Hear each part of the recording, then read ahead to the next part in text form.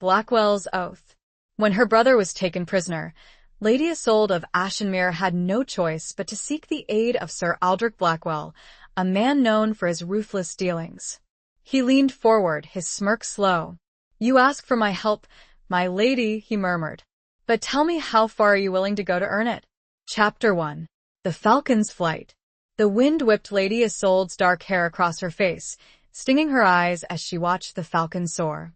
A magnificent bird, all sharp angles and fierce grace, it circled once, twice, then plummeted towards the distant forest, a streak of gray against the bruised twilight sky.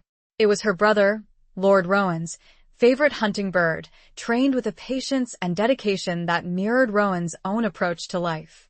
Now both bird and master were gone. Rowan had been captured 3 weeks past, ambushed while returning from a diplomatic mission to the neighboring barony of Eldoria.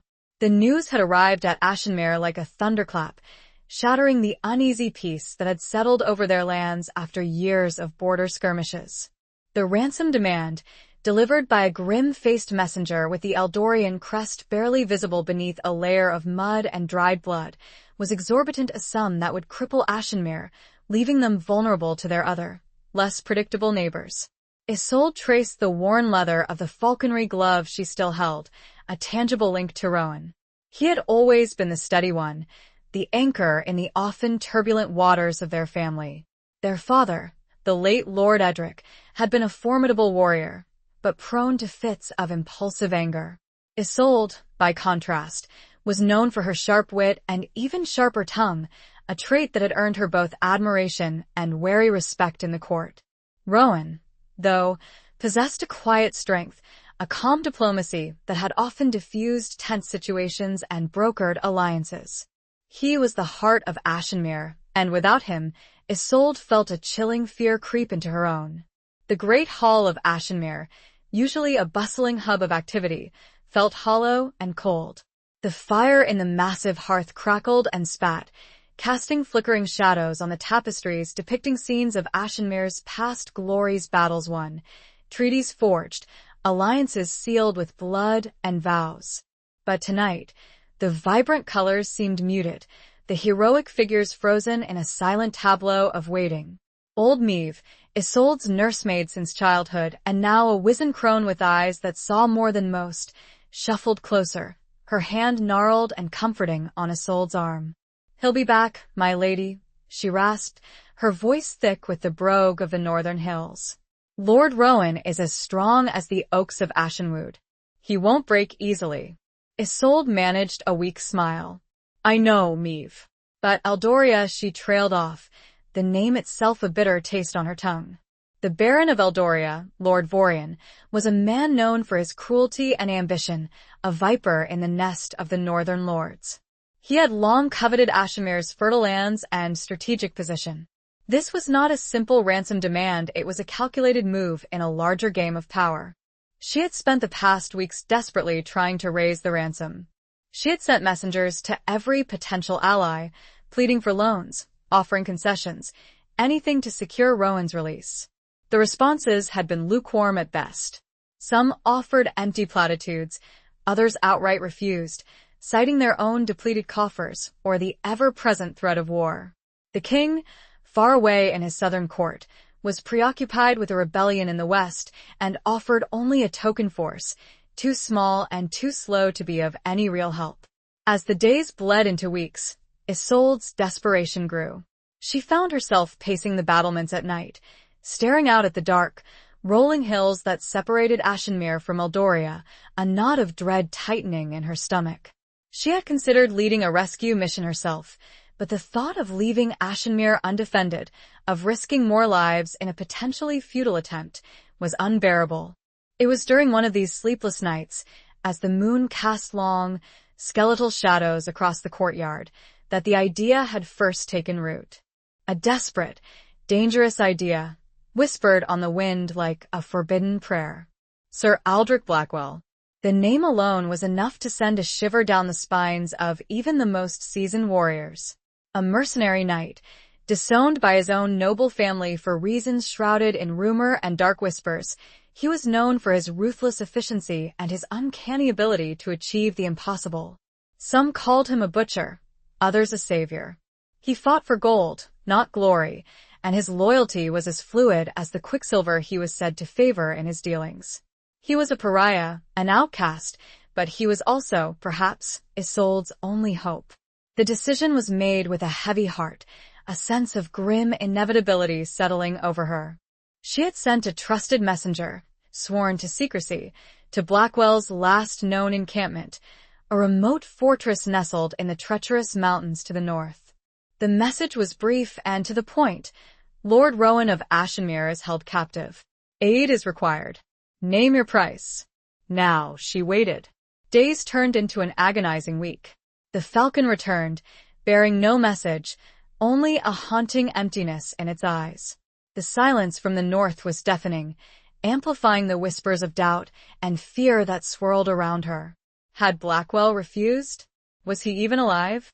Then, on the evening of the 7th day, as the sun dipped below the horizon, painting the sky in hues of blood orange and bruised purple, a lone rider appeared at the gates of Ashenmere. He was clad in black armor, unadorned except for a single, stark raven's feather attached to his helm. The gate guards, alerted by the watchtower, hesitated, their hands instinctively reaching for their swords. The rider made no move to draw his own weapon, but simply sat astride his massive warhorse, a creature as black and imposing as its master. The captain of the guard, a grizzled veteran named Gareth, stepped forward, his voice rough with suspicion. State your name and purpose. The rider's voice, when it came, was surprisingly smooth, a low rumble that carried on the evening air. I am here in response to a summons. From Lady Isolde of Ashenmere. Isolde, who had been watching from the ramparts, felt a jolt of something that was both fear and a strange, unsettling anticipation. She descended the winding stairs, her footsteps echoing in the sudden silence of the courtyard. As she emerged into the fading light, she saw him dismount, his movements fluid and controlled, like a predator stepping from its lair. He was taller than she expected, his broad shoulders and powerful build evident even beneath the heavy armor. His face, revealed as he removed his helm, was lean and hard, etched with the lines of countless battles and sleepless nights. His eyes, a piercing shade of gray, met hers with an unnerving intensity. There was a scar that bisected his left eyebrow, a pale line against his tan skin, a silent testament to a past he clearly did not wish to forget. He bowed, a gesture that was both respectful and subtly mocking.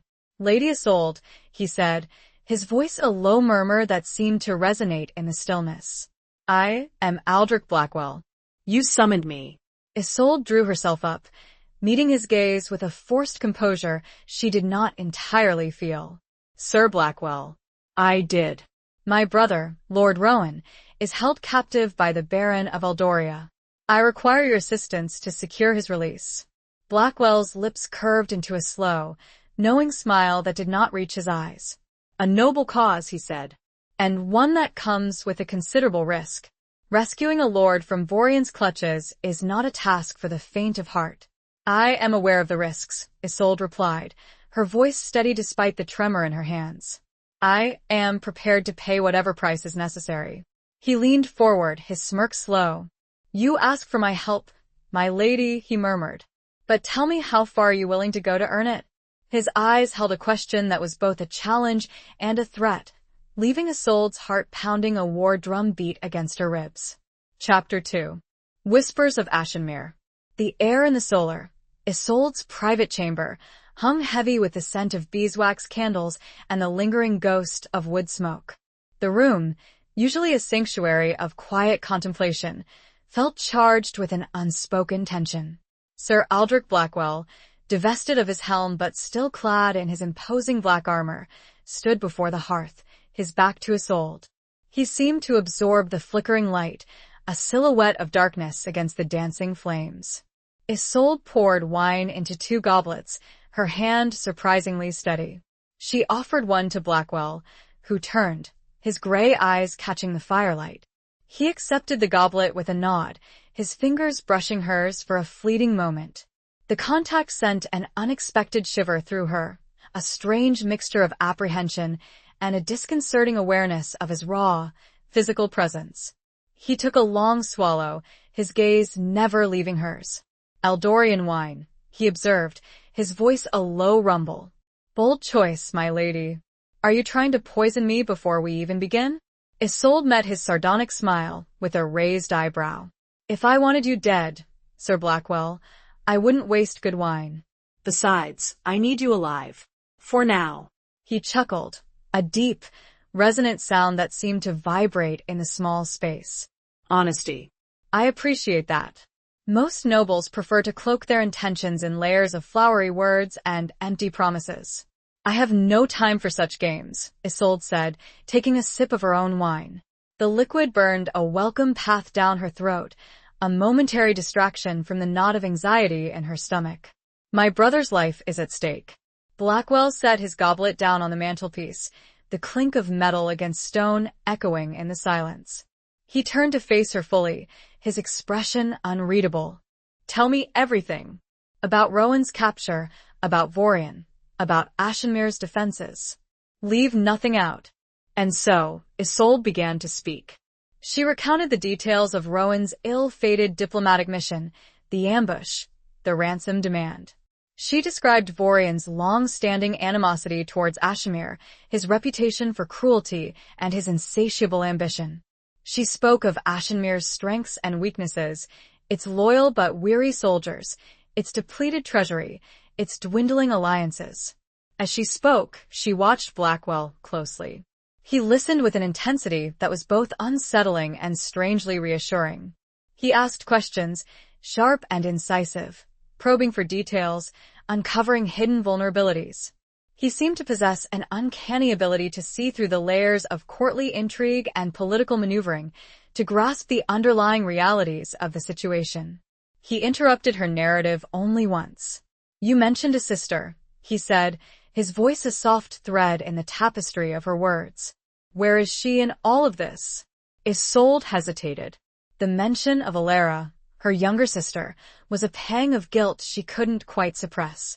Alara was everything Isolde was not gentle, artistic, and utterly unsuited to the harsh realities of their world. She had been sent to a convent a year past, ostensibly to pursue a life of religious devotion, but in truth, to keep her safe from the dangers that constantly threatened Ashenmir. Alara is elsewhere, Isolde said, choosing her words carefully. She is not involved in this. Blackwell's gaze lingered on her, a hint of suspicion in his eyes. Is that the truth, my lady? Or merely a convenient omission? Isolde felt a flush creep up her neck. She was not accustomed to being questioned so directly, especially by a man like Blackwell. It is the truth, she insisted, her voice a little sharper than she intended. Alara is safe. And she will remain so. He nodded slowly, accepting her answer, but Isolde sensed that he did not entirely believe her. The thought unsettled her. She did not want Blackwell to know about Alara, to see her as another potential weakness, another lever to be used in his negotiations. As the night deepened and the candles burned low, casting long, dancing shadows on the walls, Isolde revealed the full extent of her desperation. She spoke of her failed attempts to raise the ransom, of the dwindling hope, of the terrifying prospect of losing Rowan forever. When she finally fell silent, Blackwell remained by the hearth, his gaze fixed on the flames. The silence stretched, thick and heavy, punctuated only by the crackling of the fire.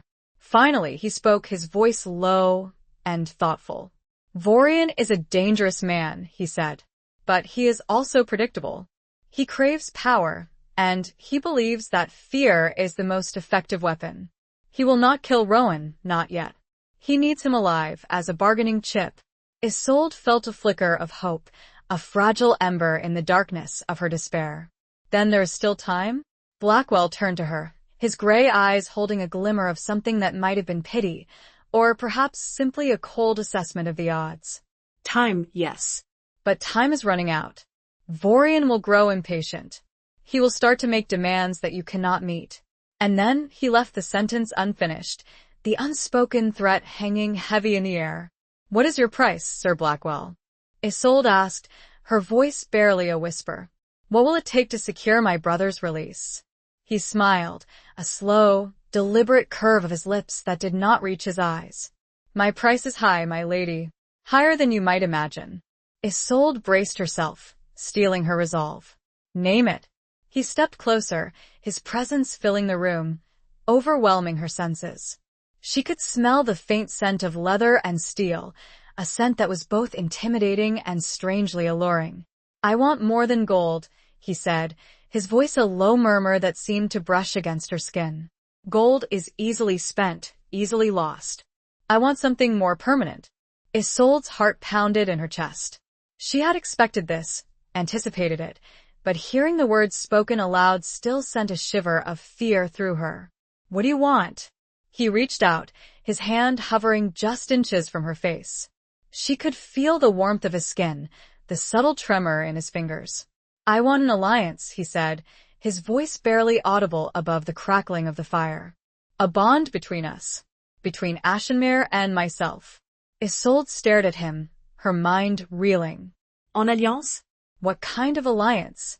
He smiled again, that slow, unsettling smile that made her blood run cold. "The kind that is sealed in the most ancient and binding way known to our world, my lady." "A marriage." The word echoed, stark and unyielding, in the suddenly silent room. Chapter 3. The Black Knight's Demand. The word hung in the air, heavy and suffocating, like the tapestry depicting a dragon coiled around the very heart of Ashenmere. Marriage. To him. Isolde felt the blood drain from her face, leaving her skin cold and clammy. She had expected a demand for gold, for land, perhaps even for a position of power within Ashenmere. But marriage to Aldrich Blackwell, the Black Knight, a man shrouded in rumor and whispered tales of ruthless ambition, it was unthinkable. "You cannot be serious," she finally managed, her voice a strained whisper that barely reached across the short distance separating them. Blackwell remained unmoved, his gray eyes fixed on hers with an intensity that made her want to shrink away, to disappear into the shadows. "I assure you, my lady, I am entirely serious. It is the only price I will accept." She shook her head, trying to clear the fog of disbelief that clouded her mind. "But why?" "You could marry any noblewoman in the land. Women with far greater fortunes, far more influential connections." He gave a low chuckle, a sound devoid of any real humor. "Influence is fleeting. Fortunes are easily squandered. I seek something more enduring. Ashenmere is strategically important. Its lands are fertile, its defense is strong, though currently compromised. And you, Lady Isolde, are not a woman to be trifled with. You possess a strength, a fire, that I find intriguing." His words, meant to be flattering, felt like a cold calculation, a dissection of her worth, not as a woman, but as a piece in his game. She felt a surge of anger, hot and sharp, pushing back the fear. "You speak as if I am a prize to be won, a territory to be conquered," she said, her voice regaining some of its strength. "I am not a chattel to be bartered, Sir Blackwell."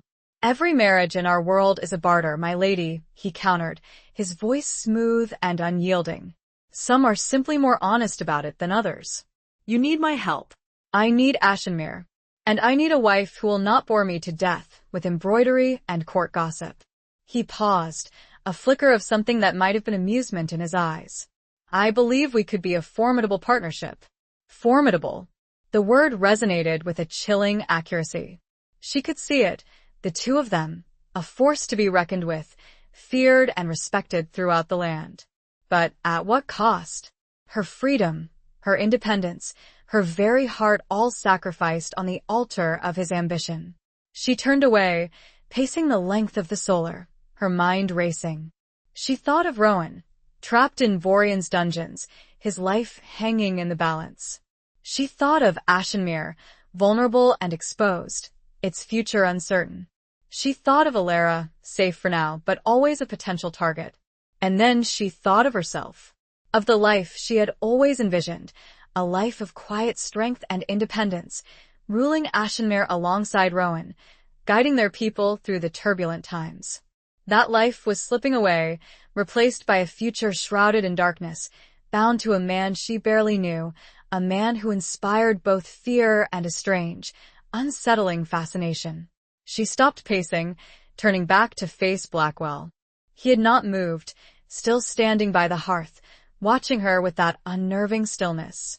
He seemed to radiate a quiet confidence, a certainty that she would ultimately yield to his demand. "You give me little choice," she said, her voice tight with suppressed emotion. "Choice is an illusion, my lady," he replied.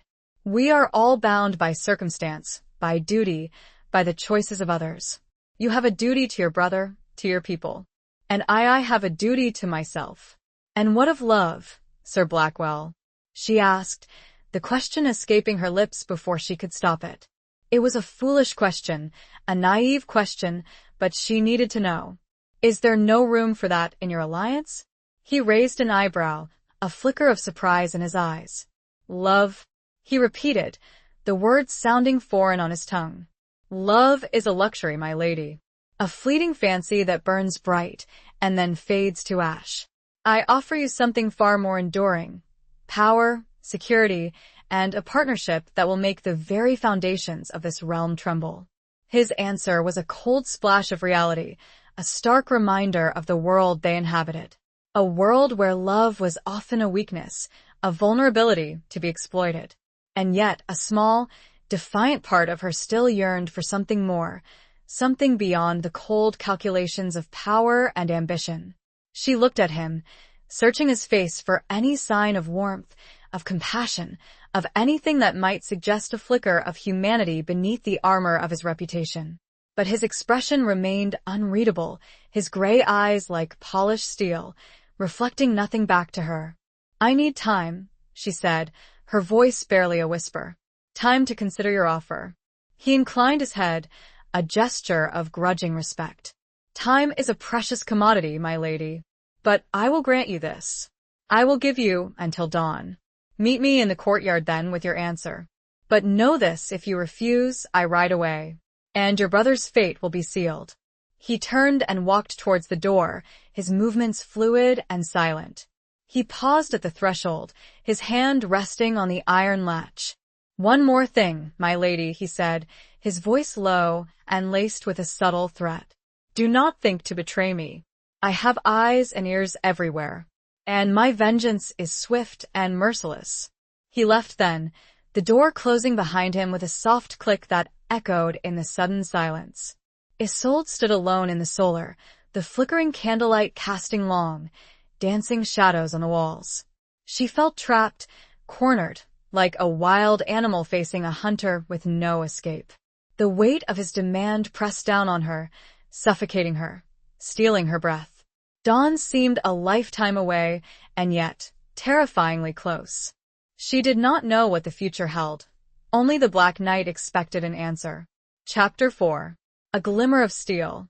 Sleep eluded Isolde. The solar, once a refuge, now felt like a cage. The tapestries seemed to watch her with accusing eyes, the portraits of her ancestors, silent judges of her impending decision. Every creak of the castle, every rustle of the wind outside her window, spoke of Blackwell's presence, of his unwavering resolve. She paced restlessly, the cold stone floor chilling her bare feet. The weight of the decision pressed upon her, a physical burden that made it hard to breathe. Marry Blackwell. The thought was a bitter pill, a betrayal of everything she had ever held dear.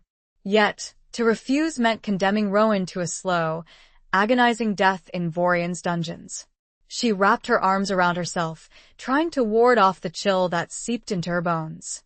She thought of Rowan, his easy smile, his unwavering loyalty, his quiet strength. He was the heart of Ashenmere, and she was his protector. She had always been his protector, ever since they were children, shielding him from their father's volatile temper, guiding him through the treacherous currents of court politics. She could not fail him now. But the price was almost unbearable. To give herself to Blackwell, to a man she barely knew, a man who inspired both fear and a strange, unsettling fascination. to surrender her freedom, her independence, her very identity. As the hours crawled by, a sense of grim resignation began to settle over her. There was no other way. She had explored every possible alternative, every desperate hope, and they had all led to dead ends. Blackwell was her only chance, a bitter, twisted irony that she could not escape. With the first faint streaks of dawn painting the sky a pale, washed-out gray, Isolde rose and dressed. She chose a simple gown of dark blue wool, unadorned except for a silver chain bearing the crest of Ashenmere. She brushed her long, dark hair, leaving it unbound, a small act of defiance against the constraints that were about to be placed upon her. She made her way down to the courtyard, her footsteps echoing in the stillness of the early morning. The air was crisp and cold, carrying the scent of dew-soaked earth and the faint aroma of wood smoke from the kitchens. The castle was slowly coming to life, the sounds of servants stirring, of horses being led from the stables, of the clang of metal from the armory. Blackwell was already there, waiting for her. He stood by the well, his back to her, his black armor gleaming faintly in the nascent light. He was talking to his warhorse, a magnificent black stallion that nuzzled his hand with an affection that seemed at odds with the knight's formidable reputation. As Isolde approached, he turned, his gray eyes meeting hers with an unwavering intensity. He had not slept either, she realized. There were dark circles beneath his eyes, a subtle tension in the set of his jaw. But his expression remained unreadable, his emotions masked behind a wall of iron control. "Lady Isolde," he said, his voice a low rumble that carried on the morning air. "You have kept me waiting." She drew herself up, meeting his gaze with a forced composure she did not entirely feel. "I have considered your offer, Sir Blackwell," she said, her voice steady despite the tremor in her hands. "And I have reached a decision." He waited, his silence a palpable pressure, forcing her to continue. "I will agree to your terms," she said, the words tasting like ashes in her mouth. "I will marry you, in exchange for my brother's safe return." A flicker of something that might have been satisfaction crossed his face, a brief glint of triumph in his gray eyes. But it was gone as quickly as it appeared, replaced by his usual mask of impassivity. "Wise choice, my lady," he said. "But know this, our marriage will be in name only, for now. I will not force myself upon you. I will give you time to mourn for your brother if necessary, to become adjusted. But there are stipulations to be added, terms to be met before I can fulfill my end of the deal." Isolde's heart sank. She had expected this, anticipated it, but hearing it confirmed still felt like a blow. "What stipulations?" He held out his hand. She noticed the chain he held. Silver, much like her own, but with a raven, not a falcon in flight. "This must be worn, always, Lady Isolde. It is proof, to me and all the world, proof of the deal we have stricken. Proof that you are mine." She almost recoiled, but found herself unable to tear her eyes away. He moved quickly, fastening it around her neck. The metal was cold against her skin. Next, he continued, "Ashenmere must prepare. Vorian will not react kindly. I suspect a siege once news of Rowan's escape reaches his ears. I will inspect your defenses. You will follow my instruction implicitly." His terms were harsh, unyielding, each one a further erosion of her power, her control. But what choice did she have? "I understand," she said, the words a bitter resignation. "Good," he said. "We leave at dusk. For the border. Tonight, we take your brother back." He turned then, with a swirling gesture, he gestured that she should mount the horse he brought for her. Another black stallion, temperamental she would learn, but sure-footed. The dawn broke full and bright as they rode toward the gates of Ashenmere. The guards parted for them. No words were spoken. As they cleared the walls and the great gate slammed closed behind, Isolde looked back and saw, the only movement was old Meve, watching with eyes that knew much and said nothing. The weight of the silver raven was heavy against her chest, and she could feel the Black Knight's gaze like a physical presence. But it was the sight of the walls, and the knowledge that no matter what happened, her deal might well mean her home would fall. Chapter 5. The Price of Freedom. The journey to the border was a blur of hard riding and tense silence. Isolde, accustomed to the rolling hills and familiar forests of Ashenmere, found herself thrust into a landscape that was both breathtaking and intimidating. The mountains loomed large, their peaks shrouded in mist, their slopes covered in dense, dark forests. The air was thinner, colder, and the silence was broken only by the rhythmic beat of the horses' hooves and the occasional cry of a hawk circling overhead. Blackwell rode ahead, his broad shoulders and black armor a stark silhouette against the rugged terrain. He seemed to know the way instinctively, navigating the treacherous mountain paths with an ease that spoke of long experience. He rarely spoke, and when he did, his words were clipped and to the point, focused solely on the practicalities of their mission. Isolde, riding behind him, felt a growing sense of unease. She was accustomed to being in control, to making decisions, to leading. Now, she was forced to follow, to trust a man she barely knew, a man who inspired both fear and a strange, unsettling fascination. She had traded her freedom for Rowan's, her independence for his life. And the price, she was beginning to realize, was far greater than she had imagined. As they rode, she studied Blackwell, trying to decipher the man beneath the armor, the enigma behind the reputation. She noticed the way he sat his horse, his posture ramrod straight, his hands light on the reins.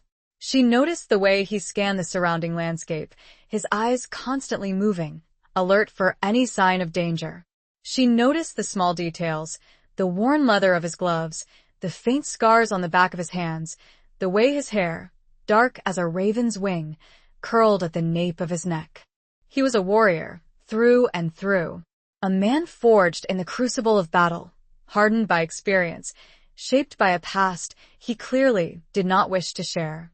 She wondered what had driven him to this life, what had made him the Black Knight, the feared mercenary, the outcast. She wondered if there was any trace of humanity left beneath the layers of armor and cynicism. As dusk began to settle, painting the sky in hues of purple and orange, they reached a small, hidden valley. A stream gurgled through the center, its waters crystal clear, reflecting the fading light. Blackwell dismounted, his movements fluid and graceful, and gestured for Isolde to do the same. "We make camp here," he said, his voice a low rumble that seemed to blend with the sounds of the forest. "We are close to the border. Vorian's patrols will be active. We need to be careful." Isolde dismounted, her legs stiff from the long ride. She tethered her horse to a nearby tree and watched as Blackwell began to unpack their supplies, his movements efficient and economical. He built a small fire, its flames crackling and spitting, casting flickering shadows on the surrounding trees. He offered her a strip of dried meat and a piece of hardtack bread, their meager supper. They ate in silence, the only sound the crackling of the fire and the distant hoot of an owl. Isolde found herself stealing glances at Blackwell, her curiosity growing with each passing moment. "Why did you agree to help me?" she finally asked, breaking the silence. The question had been nagging at her all day, a persistent whisper in the back of her mind. Blackwell looked up, his gray eyes meeting hers in the firelight. He hesitated for a moment, as if weighing his words. "You offered me something I wanted," he said, his voice devoid of any emotion. "Ashenmere. And a challenge. But there must be more to it than that," Isolde persisted. "You could have chosen any number of alliances. Why me? Why Ashenmere?" He shrugged, a subtle movement of his broad shoulders. "As I said, Ashenmere is strategically important. And you are not what I expected." "What did you expect?" He smiled then, a fleeting, almost imperceptible curve of his lips that did not reach his eyes. "A spoiled, pampered noblewoman. A weak, frightened creature who would crumble under pressure." "You're not that." His words, meant as a compliment, still felt like an assessment, a judgment. She was not weak, she knew that. But she was afraid. Afraid of Blackwell, afraid of Vorian, afraid of the future. "I am still afraid," she admitted, her voice barely a whisper. He nodded, his gaze softening slightly. "Fear is not a weakness, my lady," he said. It is a survival instinct. It is what keeps us alive. It is how we choose to deal with that fear that defines us. His words resonated with her, a spark of understanding in the darkness of her uncertainty. She looked at him, seeing not just the Black Knight, the feared mercenary, but a man who had known fear, who had faced it, who had learned to live with it. "Tell me about your past," she said, the words escaping her lips before she could stop them. It was a bold question, a dangerous question, but she needed to know. He stiffened, his expression hardening. "My past is my own, my lady," he said, his voice cold and distant. "It is not relevant to our current arrangement." Isolde felt a pang of disappointment, a sense of frustration. She had hoped, for a moment, that he might open up to her, that he might share a glimpse of the man beneath the armor. But he had retreated, closing himself off, retreating behind his walls of silence and cynicism. The rest of the evening passed in silence. Blackwell checked the perimeter, ensuring their camp was secure, while Isolde sat by the fire, lost in her thoughts. She watched the flames dance, their patterns shifting and changing, mirroring the turmoil in her own heart. As the night deepened and the fire burned low, Blackwell spread out his bedroll, a simple blanket and a leather-covered pillow. He gestured for Isolde to do the same. "We sleep in shifts," he said. "I will take the first watch. You rest." Isolde nodded, grateful for the small gesture of consideration. She lay down on her own bedroll, wrapping herself in her cloak. The ground was hard and cold, but she was too exhausted to care. She closed her eyes, trying to shut out the sounds of the forest, the image of Blackwell's face, the weight of the decision she had made. But sleep would not come. Her mind raced, replaying the events of the day, the journey, the conversation, the chilling reality of her situation. She was bound to a man she barely knew, a man who held her brother's life in his hands. She had traded her freedom for his, her independence for his safety. And she did not know if she had made the right decision. A single tear traced a path down her cheek, lost in the darkness of the night, as Blackwell stood watch, a solitary figure against the flickering shadows of the dying fire. Chapter 6. Shadows of the Past. The pre-dawn air was frigid, biting at any exposed skin. Isolde awoke shivering, despite the heavy cloak wrapped around her. Blackwell was still on watch, a silent sentinel silhouetted against the slowly lightening sky. He moved with a restless energy, pacing the perimeter of their small camp, his hand never far from the hilt of his sword. He turned as she sat up, his gray eyes assessing her in the dim light. "Sleep well, my lady?" The question was perfunctory, but she sensed a subtle shift in his demeanor. The cold formality of the previous day had softened, replaced by something almost watchful. "As well as could be expected," she replied, her voice husky from sleep. She rose, shaking out the stiffness in her limbs. The cold ground had done little to ease the aches from the previous day's ride. Blackwell nodded, accepting her answer without comment. He gestured towards the remains of the fire, where a small pot of water was beginning to simmer. "Tea will be ready shortly. We need to move quickly today." Isolde joined him by the fire, grateful for the promise of warmth. He had gathered more wood during the night, and the flames now crackled merrily, casting a flickering glow on the surrounding trees. The scent of wood smoke and pine needles filled the air, a strangely comforting aroma in this wild, untamed place. As they waited for the tea to steep, Isolde found herself studying Blackwell again. He was a man of contrasts, she realized. His appearance was harsh, his demeanor intimidating, yet his movements were fluid and graceful, his hands surprisingly gentle as he tended the fire. He was a warrior, yes, but there was a quiet intelligence in his eyes, a hint of something deeper, something hidden. "You said your past was not relevant," she began, her voice hesitant. "But I disagree. It shapes who we are, our choices, our destinies." He looked up, his gray eyes meeting hers. He hesitated for a moment, as if weighing his words. "Some shadows are best left undisturbed, my lady," he said, his voice low and laced with a subtle warning. "And some need to be brought into the light," Isolde countered, her gaze unwavering. If we are to trust each other, even on the most basic level, I need to understand you. I need to know what drives you." He was silent for a long moment, his gaze fixed on the dancing flames. The only sound was the crackling of the fire and the distant rush of the stream. Isolde sensed a struggle within him, a battle between his ingrained reticence and a flicker of something else. Something that might have been a desire to connect, to share, to be understood. Finally, he spoke, his voice barely a whisper. "My father was Lord Alaric Blackwell, a man of great ambition and little compassion. He believed that strength was the only virtue, that weakness was a sin to be punished.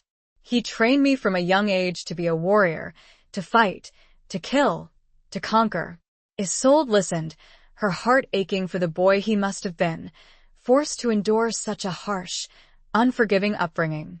She could see the echoes of that past in the man he had become, in his guarded demeanor, in his unwavering focus on strength and control.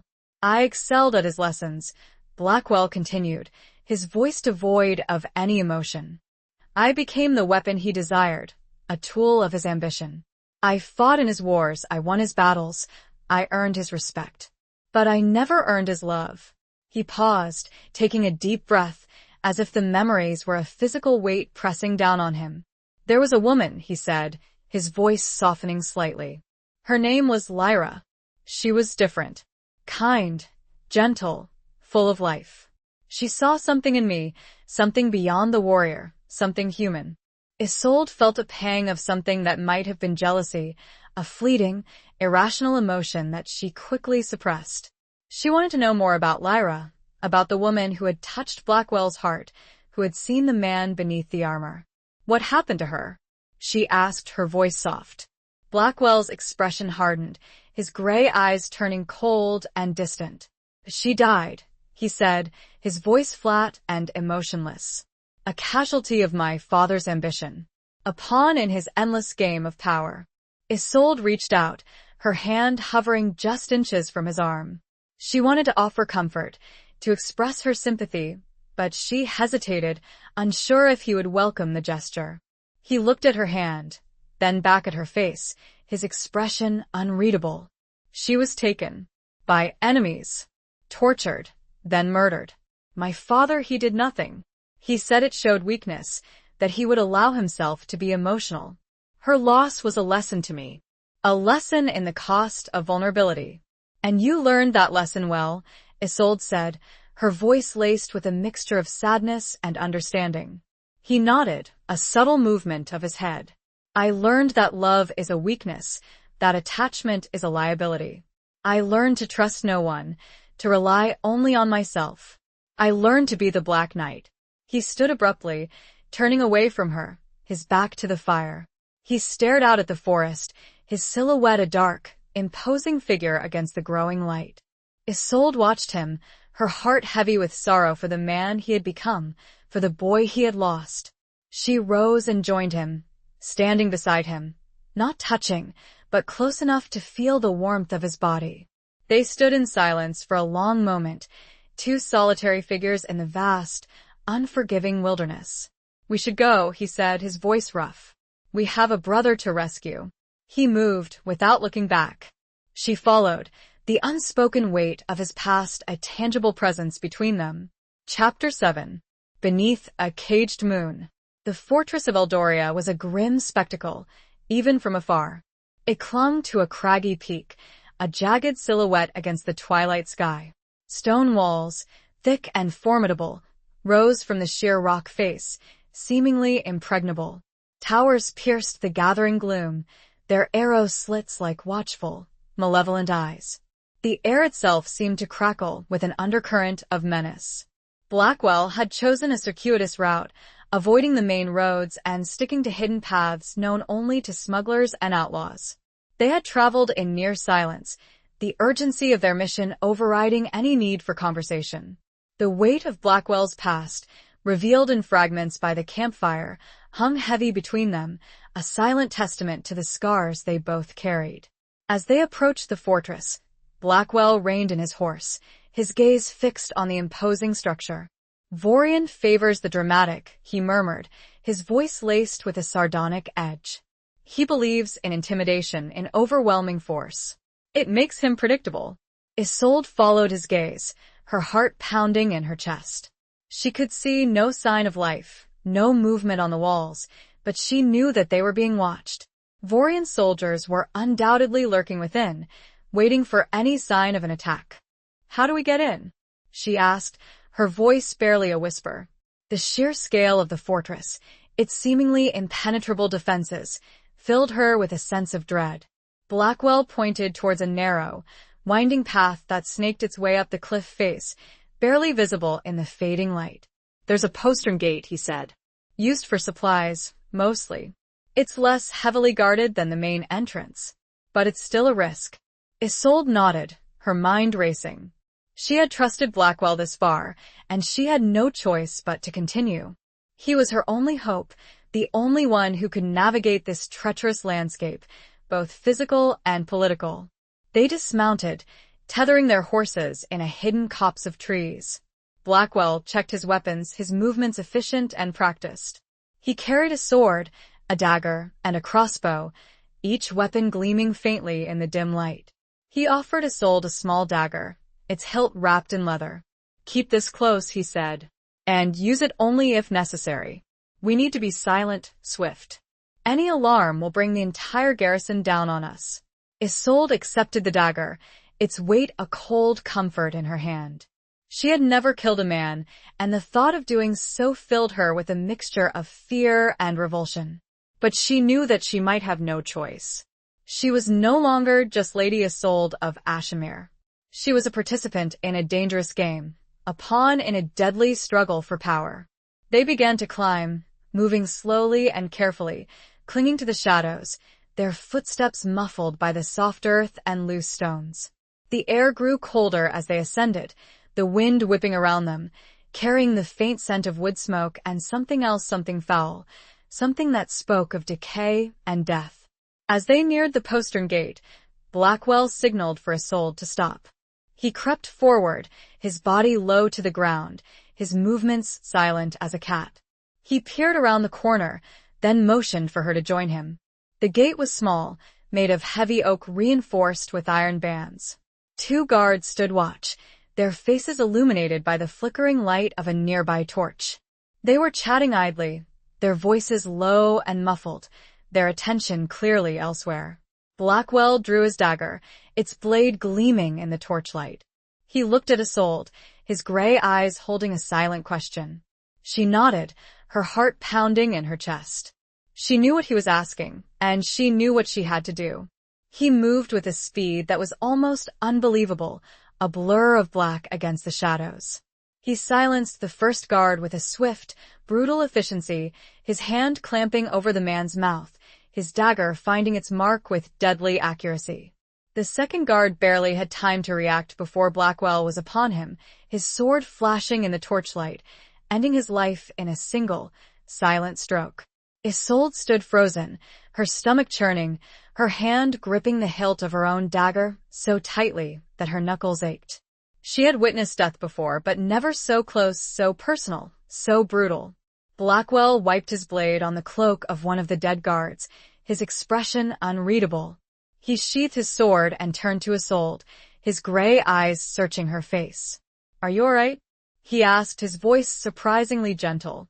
She nodded, swallowing hard, trying to control the tremor in her hands. "Yes," she managed, her voice a strained whisper. He understood. He didn't push her, didn't demand an explanation. He simply nodded and turned his attention to the gate. He examined the lock, his fingers probing the intricate mechanism. He produced a set of small tools from a pouch at his belt and began to work, his movements deft and precise. The silence was broken only by the faint click of metal against metal. After what seemed like an eternity, the lock sprung open. Blackwell pushed the gate inward, revealing a dark, narrow passage that led into the heart of the fortress. "Stay close," he whispered, "and be ready for anything." They slipped through the gate, melting into the shadows, 2 figures swallowed by the darkness of Aldoria's fortress. The air inside was heavy and stale, carrying the stench of unwashed bodies, stale food, and fear. The only light came from the occasional torch, casting long, dancing shadows on the stone walls. They moved through the corridors, their footsteps muffled by the thick rushes that covered the floor. They passed empty guardrooms, deserted storerooms, and silent chambers that hinted at the lives lived within these walls. Finally, they reached a section of the fortress that was clearly used as a prison. The air here was even fouler, thick with the stench of human waste and despair. The sounds of moans and cries echoed from the cells, a chorus of suffering that sent a shiver down Isolde's spine. Blackwell stopped before a heavy wooden door, reinforced with iron bars. He listened intently, his ear pressed against the wood. "This is it," he whispered. "Rowan is inside." He looked at Isolde and saw the moon reflected in her eyes as the clouds briefly parted. A caged moon, just as she was. Chapter 8. The Tournament of Lies. Isolde's heart leaped with a mixture of hope and trepidation. Rowan was close, within reach. But the heavy door, the iron bars, the unseen guards that undoubtedly lurked nearby, all served as stark reminders of the danger that still lay ahead. Blackwell examined the lock, his brow furrowed in concentration. It was a sturdy mechanism, more complex than the one on the postern gate. He worked with his tools, his movements precise and deliberate, but the silence stretched on, punctuated only by the faint, agonizing sounds of suffering from the other cells. Finally, after what seemed like an eternity, a soft click echoed in the narrow corridor. Blackwell pushed the door inward, revealing a small, dimly lit cell. The air inside was thick with the stench of stale urine and unwashed bodies. A single flickering torch cast long, dancing shadows on the stone walls. And there, chained to the wall, was Rowan. He was a shadow of his former self. His clothes were torn and filthy, his face gaunt and pale, his hair matted with dirt and blood. He was slumped against the wall, his head lolling to one side, his eyes closed. He looked broken. Isolde gasped, a choked sob escaping her lips. She rushed forward, her hand reaching out to touch him, to reassure herself that he was still alive. "Rowan," she whispered, her voice trembling. "Rowan, it's me. It's Isolde." He stirred slightly, his eyelids fluttering open. He blinked, his gaze unfocused, his eyes glazed with pain and exhaustion. He tried to speak, but only a dry, rasping cough escaped his lips. Blackwell joined her, his expression grim. He knelt beside Rowan, examining his chains. "He's weak," he murmured, "but alive. We need to get him out of here quickly." He produced a set of small keys from his pouch and began to work on the shackles that bound Rowan's wrists and ankles. The metal scraped against metal, a harsh sound in the otherwise silent cell. As Blackwell worked, Isolde gently stroked Rowan's hair, whispering words of comfort and reassurance. "We're here, Rowan," she murmured. "We're going to get you home. Just hold on." He looked at her, his eyes slowly focusing, a flicker of recognition dawning in their depths. He tried to smile, a weak, pained grimace that tore at Isolde's heart. "Isolde?" he rasped, his voice barely audible. "You came, of course I came," she said, tears welling up in her eyes. "I would never leave you here." Finally, the shackles fell away. Blackwell helped Rowan to his feet, supporting his weight as he swayed unsteadily. He was weak, barely able to stand, but his eyes held a spark of defiance, a flicker of the strength that Isolde had always admired. "We need to move," Blackwell said, his voice urgent, "before someone discovers we're here." They emerged from the cell, Rowan leaning heavily on Isolde's shoulder. They moved as quickly as they could, navigating the maze of corridors, their hearts pounding in their chests. The fear of discovery was a palpable presence, spurring them on. As they neared the postern gate, they heard the sound of voices, the clang of metal, the unmistakable sounds of approaching guards. They were trapped. Blackwell pushed Isolde and Rowan into a small alcove, hidden behind a stack of barrels. He drew his sword, his eyes narrowed, his body tense and ready. "Stay here," he whispered, "and be silent. I'll deal with them." He stepped out of the alcove, his sword held high, his figure a dark silhouette against the torchlight. The guards, 3 of them, armed with swords and spears, stopped in their tracks, surprised by his sudden appearance. Who are you? One of them demanded, his voice rough with suspicion. What are you doing here? Blackwell smiled, a cold, predatory smile that sent a shiver down Isolde's spine. I am a messenger, he said, his voice smooth and confident. From Lord Vorian. He has summoned you to the Great Hall. A tournament. He wishes to test the skills and entertain an honored guest. The guards hesitated, exchanging uncertain glances. Vorian was known for his unpredictable whims, his sudden demands. It was not entirely implausible. A tournament? One of them asked, his voice laced with a mixture of curiosity and apprehension. At this hour? Lord Vorian's commands are not to be questioned, Blackwell said, his voice hardening. He grows impatient. Move quickly. He turned and walked away, his back to the guards, his movements confident and unhurried. Isolde held her breath, her heart pounding in her chest. Would they believe him? Would they fall for his ruse? The guards hesitated for a moment longer.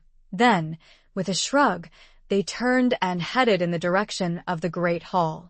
Blackwell waited until they were out of sight.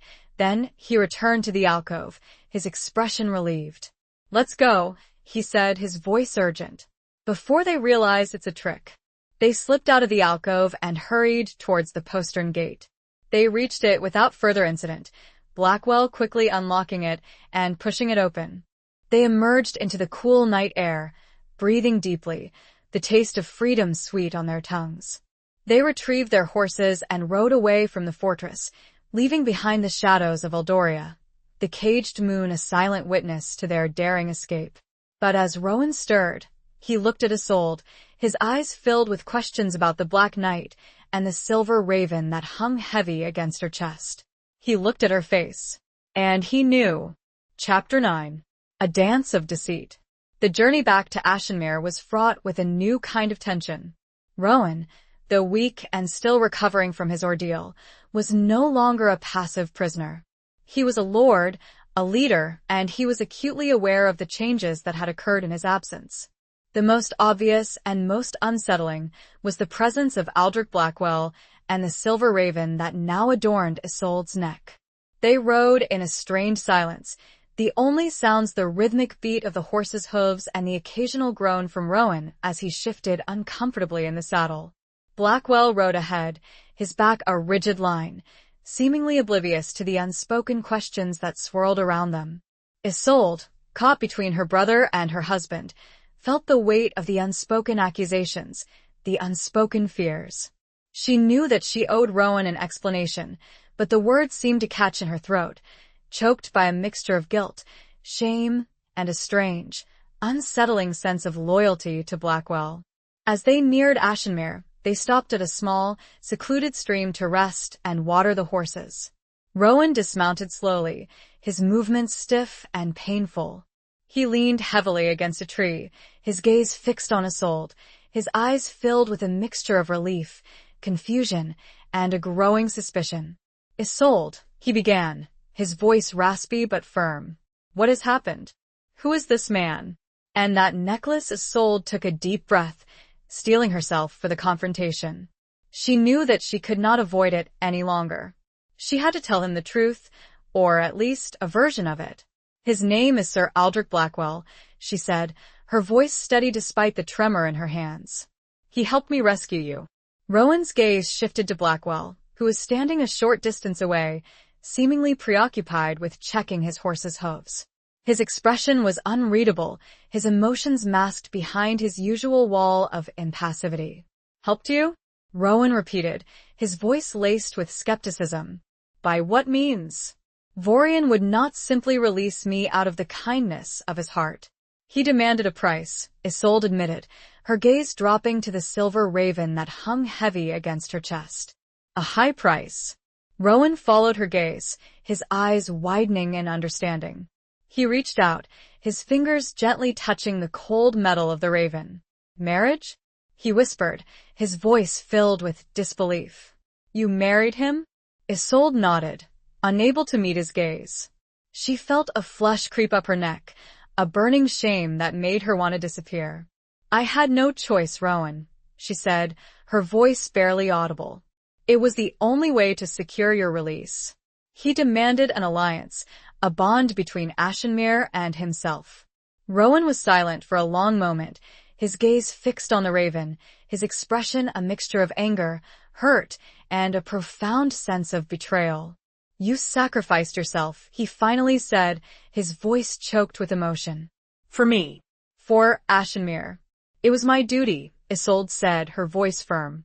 "As your sister, as your lady. I would do anything to protect you, to protect our people." Rowan turned to Blackwell, his eyes filled with a simmering rage. "And you," he said, his voice low and dangerous. "You took advantage of her desperation. You exploited her loyalty. You stole her." Blackwell finally looked up, his gray eyes meeting Rowan's with an unwavering intensity. He did not flinch from the accusation, did not offer any excuses or apologies. "I offered her a deal," he said, his voice calm and measured. She accepted it. It was a transaction, nothing more. Rowan took a step towards Blackwell, his fists clenched, his body trembling with anger. "You call it a transaction?" he said, his voice rising. "You treat her like a chattel, a prize to be won?" Isolde stepped between them, placing a hand on Rowan's arm, restraining him. "Rowan, please," she said, her voice pleading. "It's done. It cannot be undone. We need to focus on getting home, on preparing for what comes next." Rowan looked at her, his anger warring with his concern for her well-being. He knew that she was right, that they could not afford to be divided, not now, not when Vorian's wrath was undoubtedly about to descend upon them.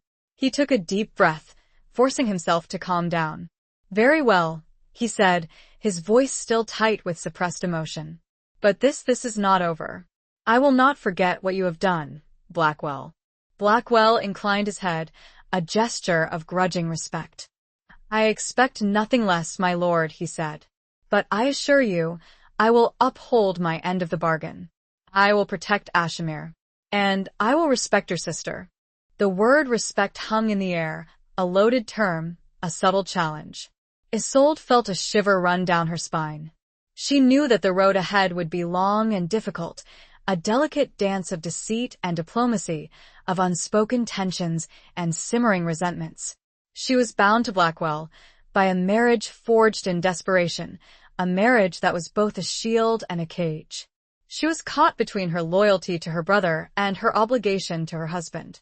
They continued their journey, the silence, now even heavier, the unspoken questions hanging between them like a thick fog. As they approached the gates of Ashenmere, Isolde felt a mixture of relief and dread. She was home, safe, but her life had changed irrevocably. She was no longer just Lady Isolde, the independent, strong-willed ruler of Ashenmere. She was Lady Isolde Blackwell, the wife of the Black Knight, a pawn in a dangerous game, a dancer in a court of lies. Chapter 10. Echoes in the Cloister. The return to Ashenmere was not the triumphant homecoming Isolde had envisioned. While the castle folk rejoiced at Rowan's safe return, their cheers were muted, their faces etched with worry. The news of Isolde's marriage to the Black Knight had spread like wildfire, carried on the whispers of servants and the anxious glances of the guards. The alliance, meant to secure Ashenmere's safety, had instead cast a shadow of uncertainty over the castle. Rowan, though still weak, immediately threw himself into preparing for the inevitable retaliation from Vorian. He rallied the troops, inspected the defenses, and sent messengers to any remaining allies, pleading for assistance. He worked tirelessly, driven by a mixture of guilt, anger, and a fierce determination to protect his home, his people, and his sister. Isolde, meanwhile, found herself in a strange, liminal state. She was no longer the sole ruler of Ashenmere, yet she was not truly Blackwell's wife. She was treated with a mixture of respect and suspicion, her authority undermined by the presence of her enigmatic husband.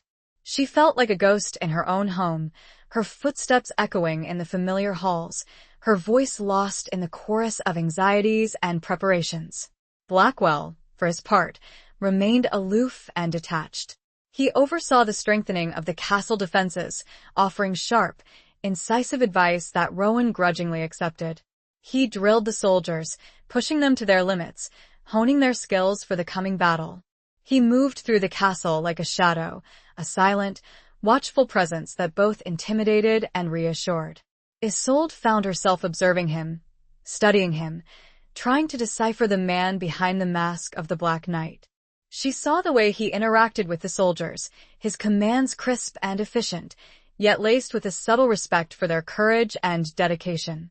She saw the way he assessed the castle's defenses, his eyes missing nothing, his mind constantly calculating, strategizing.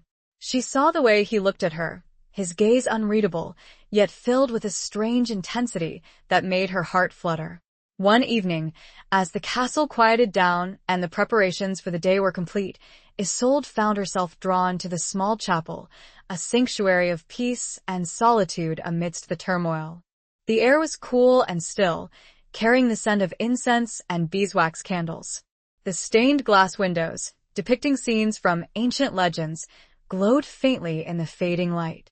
She sat in one of the pews, her hands clasped in her lap, her gaze fixed on the altar. She had not prayed in earnest for a long time, her faith shaken by the harsh realities of her world. But now, she felt a desperate need for solace, for guidance, for something to cling to in the face of the overwhelming uncertainty. As she sat there, lost in thought, she heard a soft footstep behind her. She turned, expecting to see Meve, or perhaps one of the servants. Instead, she saw Blackwell, standing in the shadows, his black armor gleaming faintly in the candlelight. He hesitated for a moment, as if unsure whether to intrude on her solitude. Then he slowly approached, his footsteps echoing softly in the stillness. "I did not mean to disturb you," he said, his voice low and surprisingly gentle. "You didn't," Isolde replied. "I was just seeking a moment of peace." He nodded, understanding. He sat down beside her, not too close, but close enough that she could feel the warmth of his presence. They sat in silence for a long moment, the only sound the faint crackling of the candles and the distant murmur of the castle settling down for the night. "Do you believe in God, my lady?" Blackwell asked, his voice barely a whisper. The question surprised her. She had not expected such a personal inquiry from him, especially in this setting. "I used to," she admitted, "but lately I have found it difficult." He nodded again, his gaze fixed on the altar. "Faith is a fragile thing," he said, "easily shattered by the harsh realities of our world." "And you?" Isolde asked. "Do you believe?" He was silent for a long moment, his expression unreadable. "I believe in strength," he finally said. "In survival. In the choices we make and the consequences we face." "But is that enough?" Isolde asked. "Is there nothing more?" He looked at her then, his gray eyes searching her face. She saw a flicker of something in their depths, a hint of vulnerability, of longing, of something that might have been hope. "I don't know," he admitted, his voice barely audible. Perhaps there is." He stood then, extending a hand. "My lady," he said, "there is someone I think you should see." She took his hand and followed him out of the main castle building to the smaller, nearly abandoned cloister. There, wrapped in plain clothes, sitting among a small garden, was Alara. "I sent for her," Blackwell said. "She will be safer here. With us. With you." Isolde ran to Alara and embraced her, a sense of completeness and deep fear taking hold. Chapter 11. The Serpent's Kiss. Alara's arrival was a bittersweet balm. Her gentle nature and quiet faith provided a counterpoint to the grim preparations for war. She spent her days tending to the wounded, praying in the chapel, and offering comfort to the anxious castle folk. Her presence was a reminder of the life they were fighting to protect, a life beyond the clash of swords and the thunder of siege engines. However, Alara's presence also brought a new layer of complexity to Isolde's already strained relationship with Blackwell. He had brought Alara to Ashenmere without consulting Isolde, a move that was both protective and presumptuous. It highlighted his growing influence within the castle, his subtle usurpation of Isolde's authority. Rowan, predictably, was furious. He saw Blackwell's actions as a further attempt to control Isolde, to manipulate her through her love for her sister. He confronted Blackwell, their argument echoing through the castle halls, a clash of wills that left everyone on edge. Isolde intervened, mediating between the two men, trying to maintain a fragile peace. She understood Rowan's concerns, but she also recognized the practicality of Blackwell's decision. Alara was safer within the walls of Ashenmere, under their protection, than she would have been in the isolated convent. He did it for Alara's safety, Isolde argued, trying to reason with Rowan. We cannot fault him for that. He did it to control you, Rowan retorted, his voice tight with anger. To bind you closer to him. He is playing a game, Isolde, and you are the prize. Isolde sighed, her patience wearing thin. She was caught in the middle, torn between her loyalty to her brother and her growing dependence on Blackwell. She knew that Rowan was right, that Blackwell was a master manipulator, a man who always had a hidden agenda. But she also saw a different side of him, a glimpse of vulnerability, a hint of a man who might, just might, be capable of something more than cold calculation. The uneasy truce between Rowan and Blackwell held, but the tension remained, a palpable presence that permeated the castle. The preparations for war continued, the clang of metal, the shouts of the soldiers, the constant reminders of the impending threat. Then the messenger arrived. He was a young man, barely more than a boy, his clothes dusty and torn, his face pale with exhaustion. He carried the crest of Eldoria, a serpent coiled around a dagger, a symbol of Vorian's treachery and ruthlessness. He was brought before Rowan, Isolde, and Blackwell in the great hall. He delivered his message, his voice trembling, his eyes wide with fear. Lord Vorian sends greetings, he said, his voice barely a whisper. He offers terms. Rowan scoffed, his expression disdainful. Terms? After what he has done? He has no right to offer terms. He demands the return of his rightful property, the messenger continued, his gaze dropping to Isolde. The Lady Isolde. In exchange, he will spare Ashenmere and release all remaining prisoners. Isolde felt a chill run down her spine. She had expected this, anticipated it, but hearing the words spoken aloud still sent a wave of fear through her. She was the bargaining chip, the pawn in this deadly game. Blackwell stepped forward, his voice calm and measured. Tell Lord Vorian, he said, his gray eyes fixed on the messenger, that Lady Isolde is under my protection. She is my wife. She is not his to demand. The messenger swallowed hard, his fear palpable. Lord Vorian anticipates your refusal, he said. He offers proof of his good faith. He produced a small, sealed box, its surface inlaid with mother of pearl. He offered it to Rowan, his hand trembling. Rowan hesitated, then took the box, his expression grim. He opened it, his eyes widening in horror. Inside, nestled on a bed of crimson velvet, was a single, severed finger. A finger adorned with a familiar ring, a ring that Rowan had given to one of his most trusted scouts, a man who had been sent to spy on Vorian's movements. Rowan slammed the box shut, his face pale with rage. He dares, he whispered, his voice choked with emotion. He dares to send this abomination. Isolde reached out, placing a hand on Rowan's arm, trying to calm him. It's a threat, Rowan, she said. A warning. He wants to show us what he is capable of. Blackwell stepped closer, his gaze fixed on the box. He's playing with us, he said, his voice low and dangerous. He wants to provoke us, to make us act rashly. And what do you suggest we do? Rowan demanded, his voice rising. Sit here and wait for him to slaughter us all? We need to be strategic, Blackwell said. We need to anticipate his moves. We need to outwit him. He turned to Isolde, his gray eyes holding a question, a challenge. Are you ready, my lady? He asked. Are you ready to play this game? He held up a small vial. Clear liquid, almost invisible. A small token for Vorian in return, he said. A serpentes kis. To show we are not afraid. It was poison, and he expected her to deliver it. Chapter 12. Beyond the castle walls. The decision weighed heavily on Isolde. Blackwell's plan was audacious, dangerous, and morally ambiguous. To send poison to Vorian was an act of treachery, a violation of the unspoken rules of warfare. Yet, to refuse meant playing into Vorian's hands, allowing him to dictate the terms of the conflict. She looked at the small vial, its clear liquid shimmering innocently in the torchlight. It represented a choice, a descent into the darkness that she had always striven to avoid.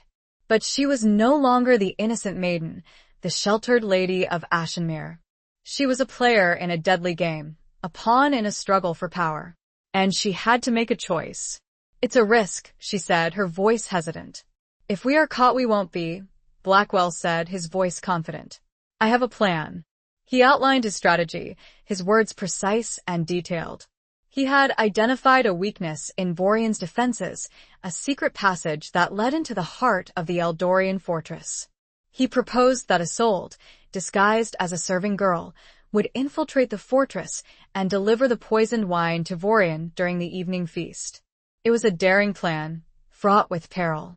But it was also their best chance to strike a blow against Vorian, to disrupt his plans, to buy themselves some time. Rowan was vehemently opposed. "It's too dangerous," he argued. "I will not allow you to risk your life like this." "It's my decision, Rowan," Isolde said, her voice firm. "I am not a child. I am capable of making my own choices." She looked at Blackwell, her gaze unwavering. "I will do it," she said. "I will deliver the poison." Blackwell nodded, a flicker of respect in his gray eyes. "Good," he said. "We leave at dusk." The preparations were swift and efficient. Blackwell provided Isolde with a simple, nondescript gown, the garb of a serving girl. He showed her how to conceal the vial of poison in a small pouch hidden beneath her skirts. He coached her on how to behave, how to blend in, how to avoid suspicion. As dusk approached, Isolde stood before a mirror, her reflection a stranger staring back at her. The serving girl's gown was a stark contrast to the fine silks and jewels she was accustomed to wearing. Her long, dark hair was hidden beneath a simple linen cap. She looked ordinary. Blackwell entered the chamber, his gaze assessing her. "You look convincing," he said, his voice neutral. "I feel exposed," Isolde admitted, her voice barely a whisper. He nodded, understanding. "Fear is a weapon, my lady," he said. "Use it. Let it sharpen your senses, keep you alert." He handed her a small dagger, its hilt wrapped in leather. "Keep this close," he said. "And use it only if necessary. Your goal is to deliver the poison, not to engage in combat." Isolde accepted the dagger, its weight a cold comfort in her hand. She was not a warrior, but she was prepared to defend herself if necessary. They left Ashenmere under the cover of darkness, riding through the familiar landscape, their hearts pounding in their chests. The journey was tense and silent, the only sounds the rhythmic beat of the horse's hooves and the occasional hoot of an owl. As they neared the Eldorian fortress, Blackwell reined in his horse. He pointed towards a narrow, overgrown path that led into the woods. "This is it," he said. "The secret passage. It will lead you to a small, unguarded door that opens into the kitchens. From there, you should be able to make your way to the Great Hall." Isolde nodded, her mind racing. She had memorized the layout of the fortress, studied the maps, rehearsed her role. But the reality of the situation, the imminent danger, was overwhelming. Blackwell dismounted and helped her down from her horse. He looked at her, his gray eyes searching her face. "Be careful, my lady," he said, his voice surprisingly gentle. "And come back to me." His words, unexpected and strangely intimate, sent a shiver through her. She saw a flicker of something in his eyes, a hint of vulnerability, of concern, of something that might have been affection. She nodded, unable to speak. She turned and walked towards the path, her heart pounding in her chest. She disappeared into the darkness, leaving Blackwell behind, a solitary figure in the fading light.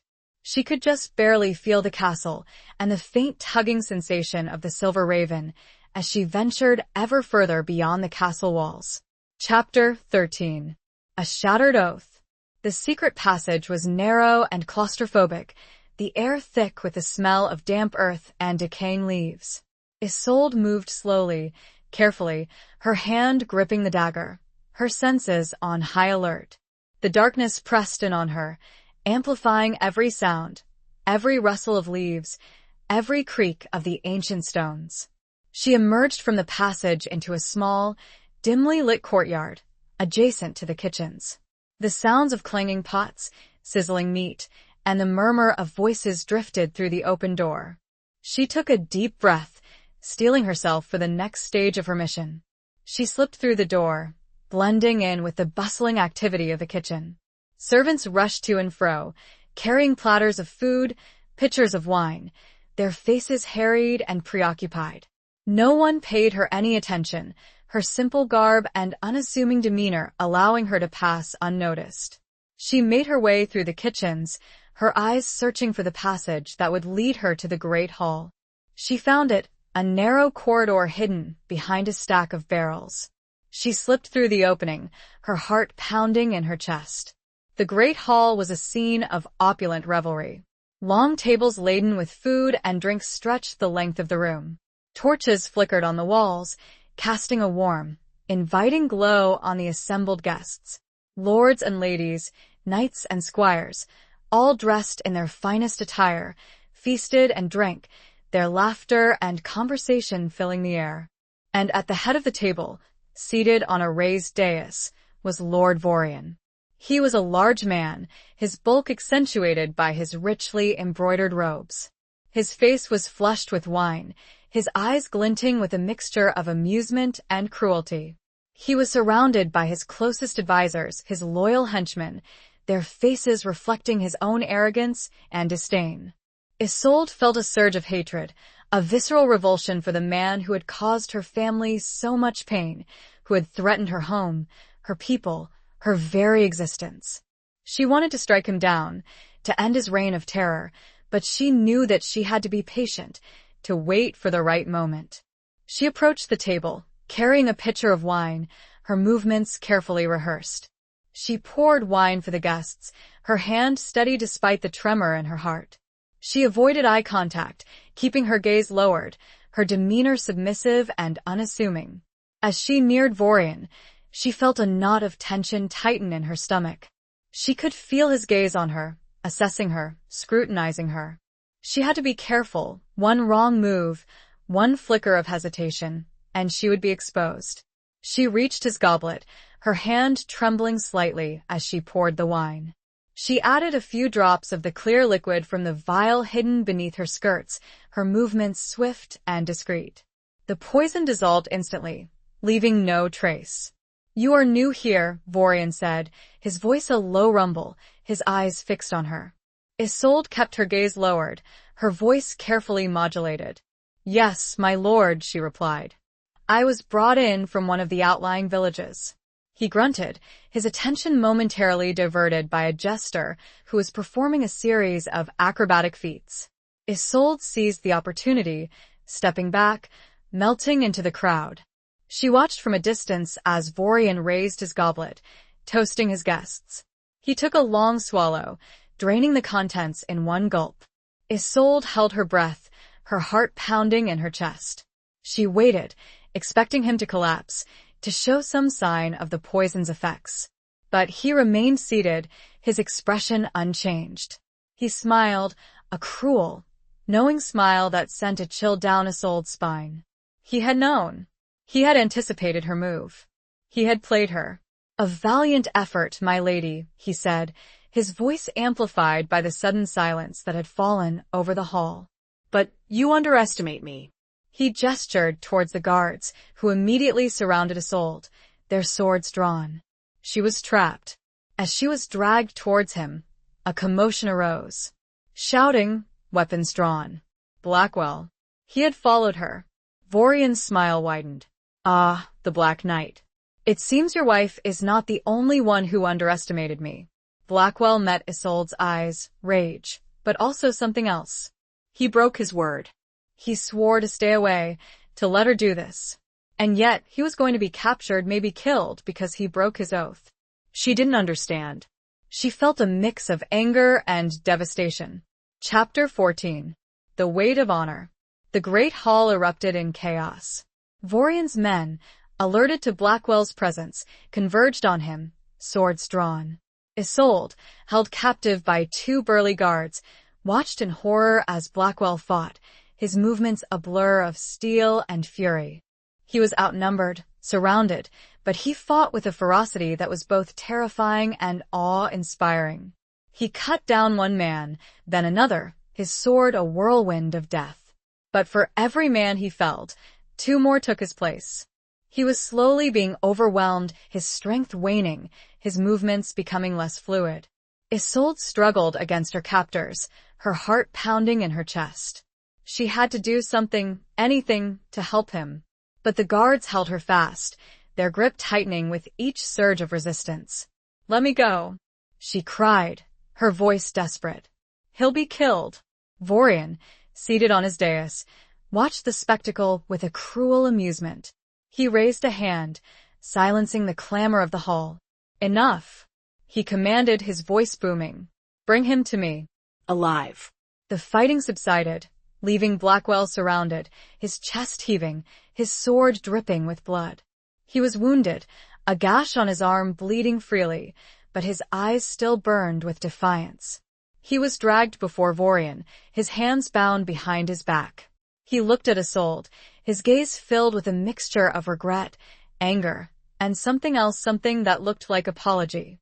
Vorian rose from his seat, his bulk casting a long shadow over Blackwell. He smiled, a cruel, predatory smile that sent a shiver down Isolde's spine. "The Black Knight," he said, his voice dripping with sarcasm. "I must admit, I am impressed. You are even more foolish than I anticipated."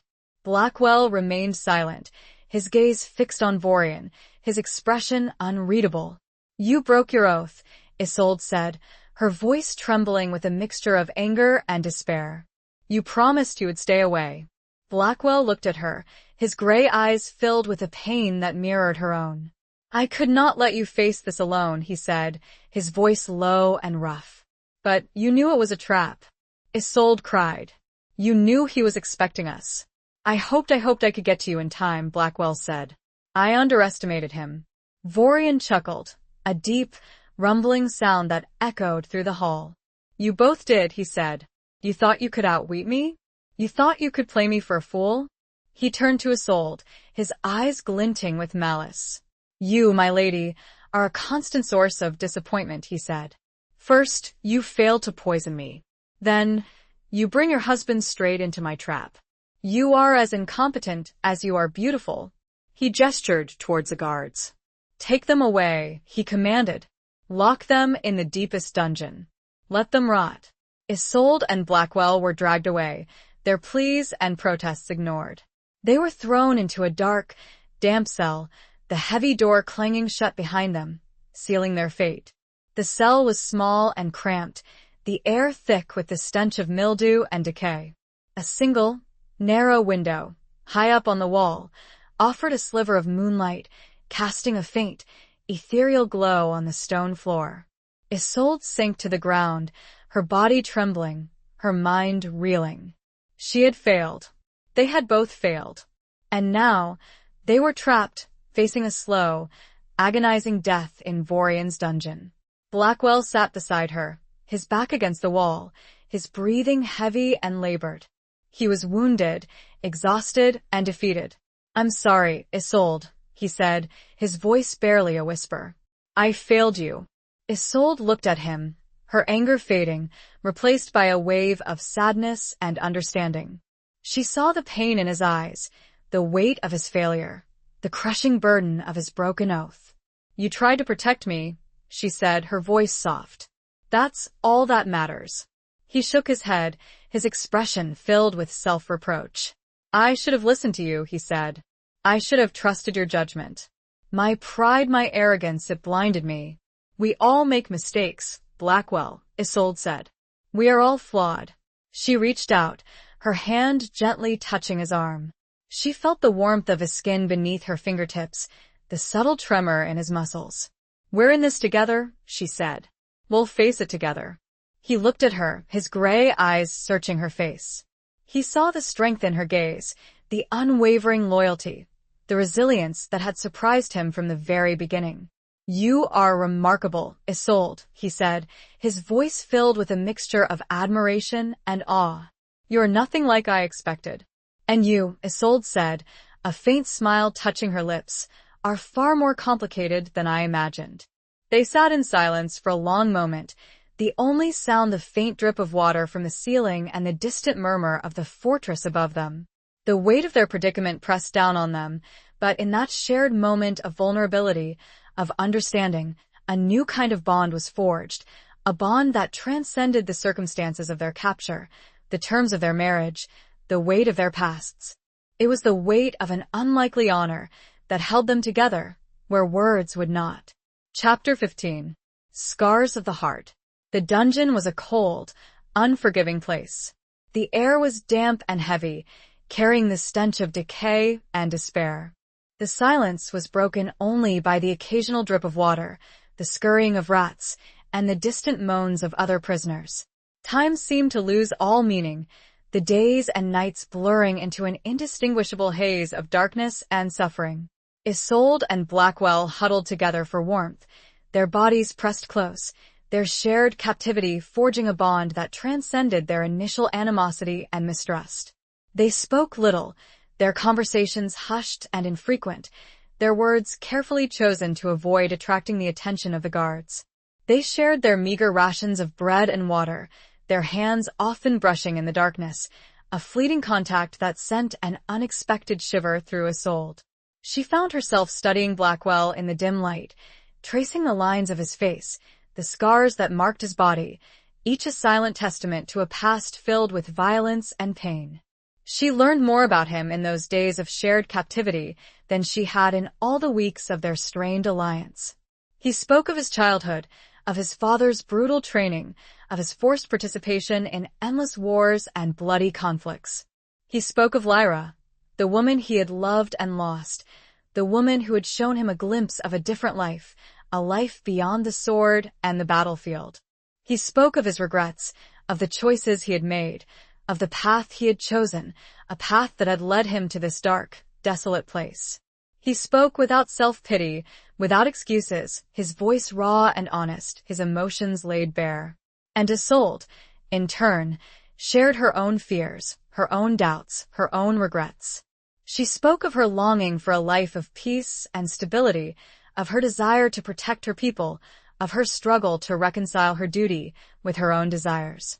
She spoke of her growing feelings for Blackwell, feelings that she could no longer deny, feelings that were both terrifying and exhilarating. As the days passed, the physical scars of their captivity became more pronounced. Blackwell's wound, though tended as best they could with strips of torn cloth, became infected, causing him fever and delirium. Isolde cared for him, bathing his forehead with cool water, whispering words of comfort and encouragement, her touch gentle and soothing. She saw his vulnerability, his weakness, his humanity, and she realized that beneath the armor, beneath the reputation, beneath the scars, there was a man who was capable of love, of compassion, of redemption.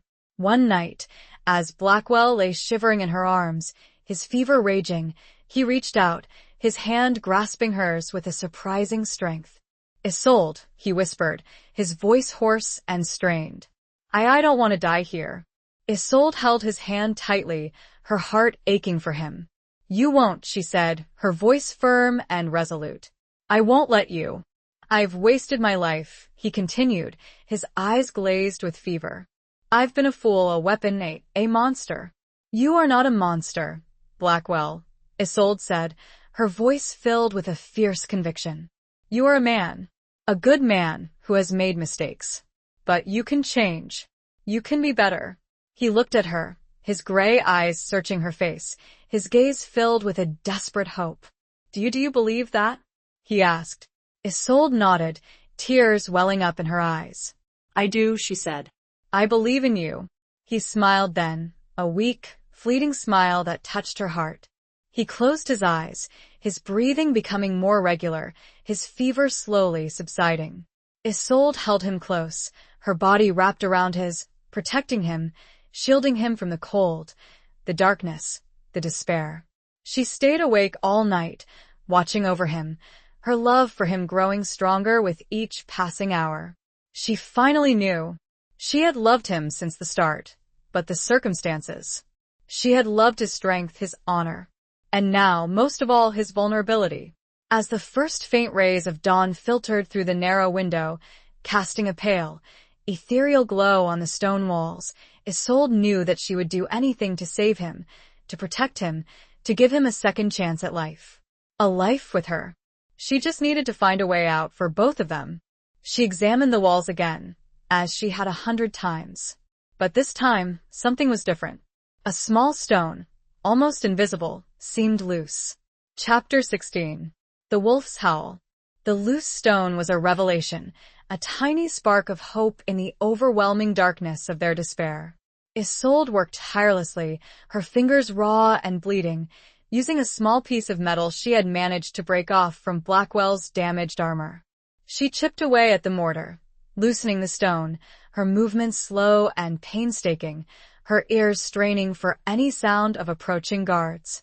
Blackwell, weak but recovering, watched her with a mixture of admiration and concern. He knew the risk she was taking, the danger she was exposing herself to. But he also knew that this was their only chance, their only hope of escape. "Be careful, Isolde," he whispered, his voice hoarse. "If they catch you, they won't," Isolde said, her voice firm and resolute. "I won't let them." She worked through the night, her determination fueled by her love for Blackwell and her unwavering desire for freedom. As the first faint rays of dawn filtered through the narrow window, she finally managed to dislodge the stone, revealing a small, dark opening behind it. She peered into the hole, her heart pounding in her chest. It was a narrow passage, barely wide enough for a person to squeeze through. It was dark and unknown, but it was their only way out.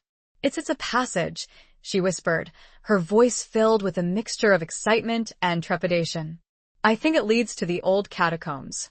Blackwell struggled to sit up, his body weak and aching, but his eyes burning with a renewed hope. "The catacombs?" he said. "Are you sure? I remember Rowan mentioning them," Isolde said. "He said they were used centuries ago, but they were sealed off after a cave-in. They're supposed to be dangerous." "Dangerous is better than certain death," Blackwell said, his voice gaining strength. "We have to try." They squeezed through the opening, one by one, Isolde leading the way, her dagger held firmly in her hand. The passage was narrow and winding, the air thick with the smell of dust and decay. They moved slowly, carefully, their bodies brushing against the rough stone walls, their footsteps echoing in the silence. The catacombs were a labyrinth of tunnels and chambers, filled with the bones of the long dead. The air was cold and damp, the silence broken only by the occasional drip of water and the scurrying of rats. The darkness was almost complete, their only source of light the faint, ethereal glow that filtered through occasional cracks in the ceiling. They navigated the maze like passages, relying on Isolde's memory of Rowan's descriptions and Blackwell's instincts as a warrior. They encountered collapsed tunnels, treacherous pitfalls, and the unsettling presence of the skeletal remains that littered their path.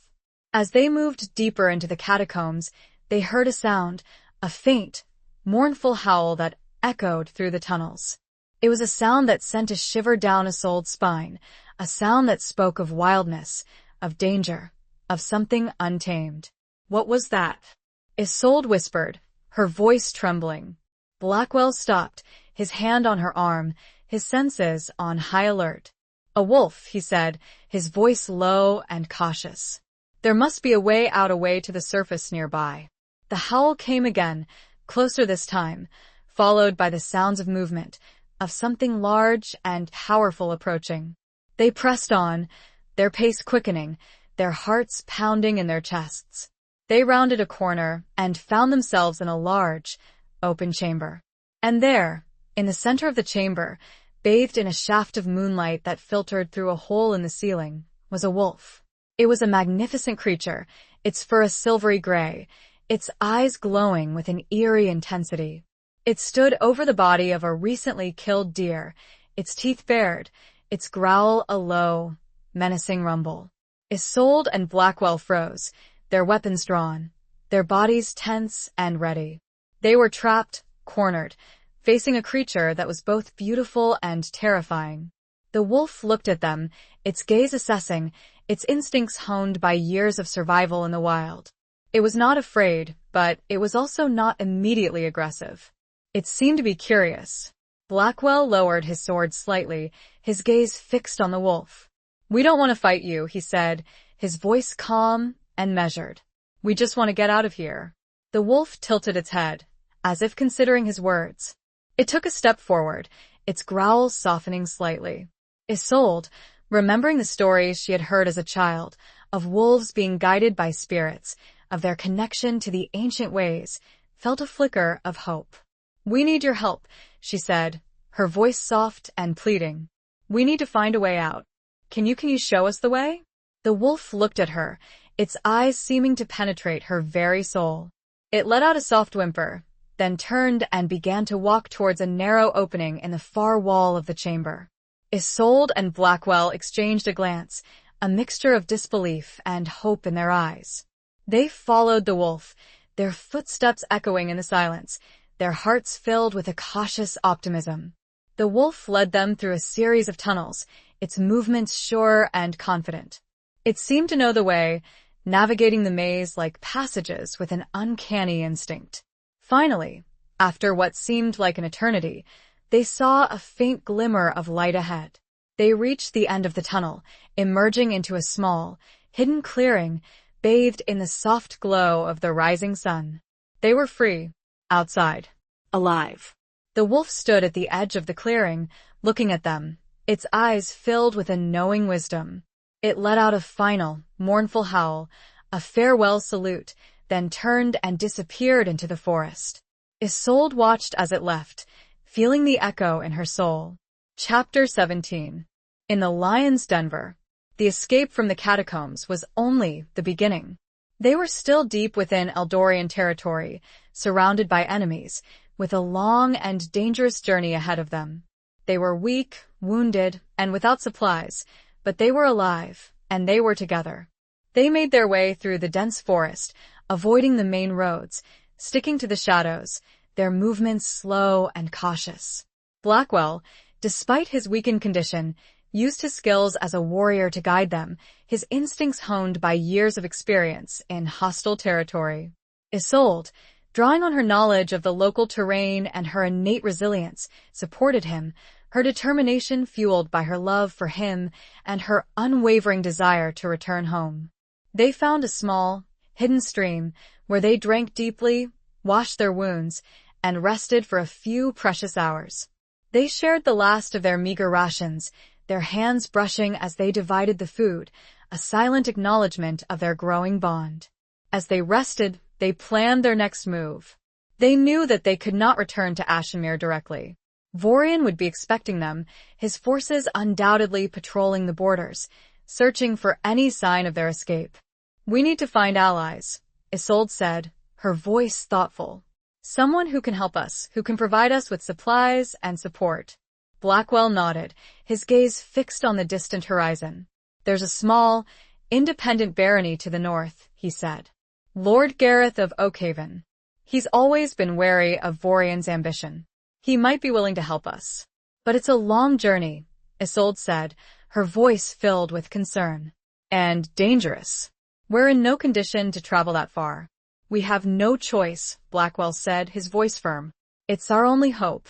They set off again, their pace slow and arduous, their bodies aching, their spirits tested to their limits.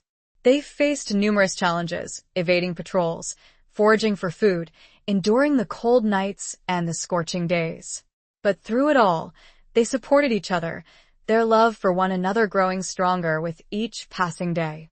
They shared their fears, their hopes, their dreams, their vulnerabilities laid bare in the face of adversity.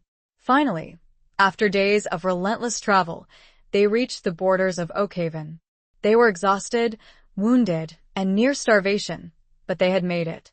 They approached the gates of Oakhaven cautiously, their appearance raising the alarm of the guards.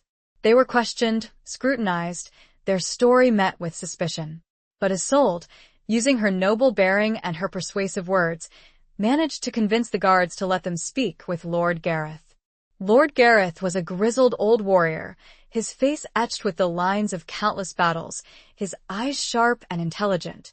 He listened to their story, his expression unreadable, his hand never far from the hilt of his sword. "You ask much, Lady Isolde," he said, his voice gruff. "To harbor you is to risk war with Vorian, and he is a formidable enemy." "I know the risks, my lord," Isolde said, her voice firm. "But we are desperate. We have nowhere else to turn." Blackwell stepped forward, his gaze meeting Gareth's with an unwavering intensity. "We are not asking for charity, my lord," he said. "We are offering an alliance, a partnership. Together, we can defeat Vorian. We can bring peace to this land." Gareth studied them both, his eyes assessing their strength, their determination, their sincerity.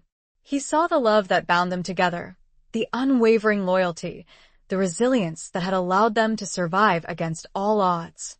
He sighed, a long, weary sound that spoke of the burdens of leadership, the weight of responsibility. "Very well," he said. "I will help you. I will provide you with shelter, supplies, and soldiers. But know this, if Vorian attacks, we will fight. And we will fight to the death." Isolde and Blackwell exchanged a glance, a mixture of relief and gratitude in their eyes.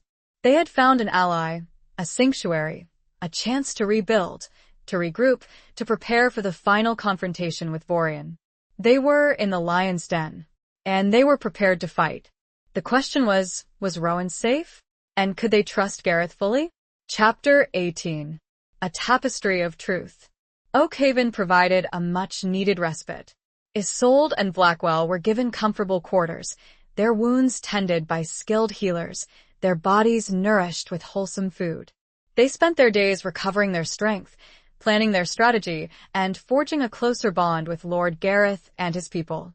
Gareth, though initially cautious, quickly came to respect Isolde's intelligence and Blackwell's military prowess.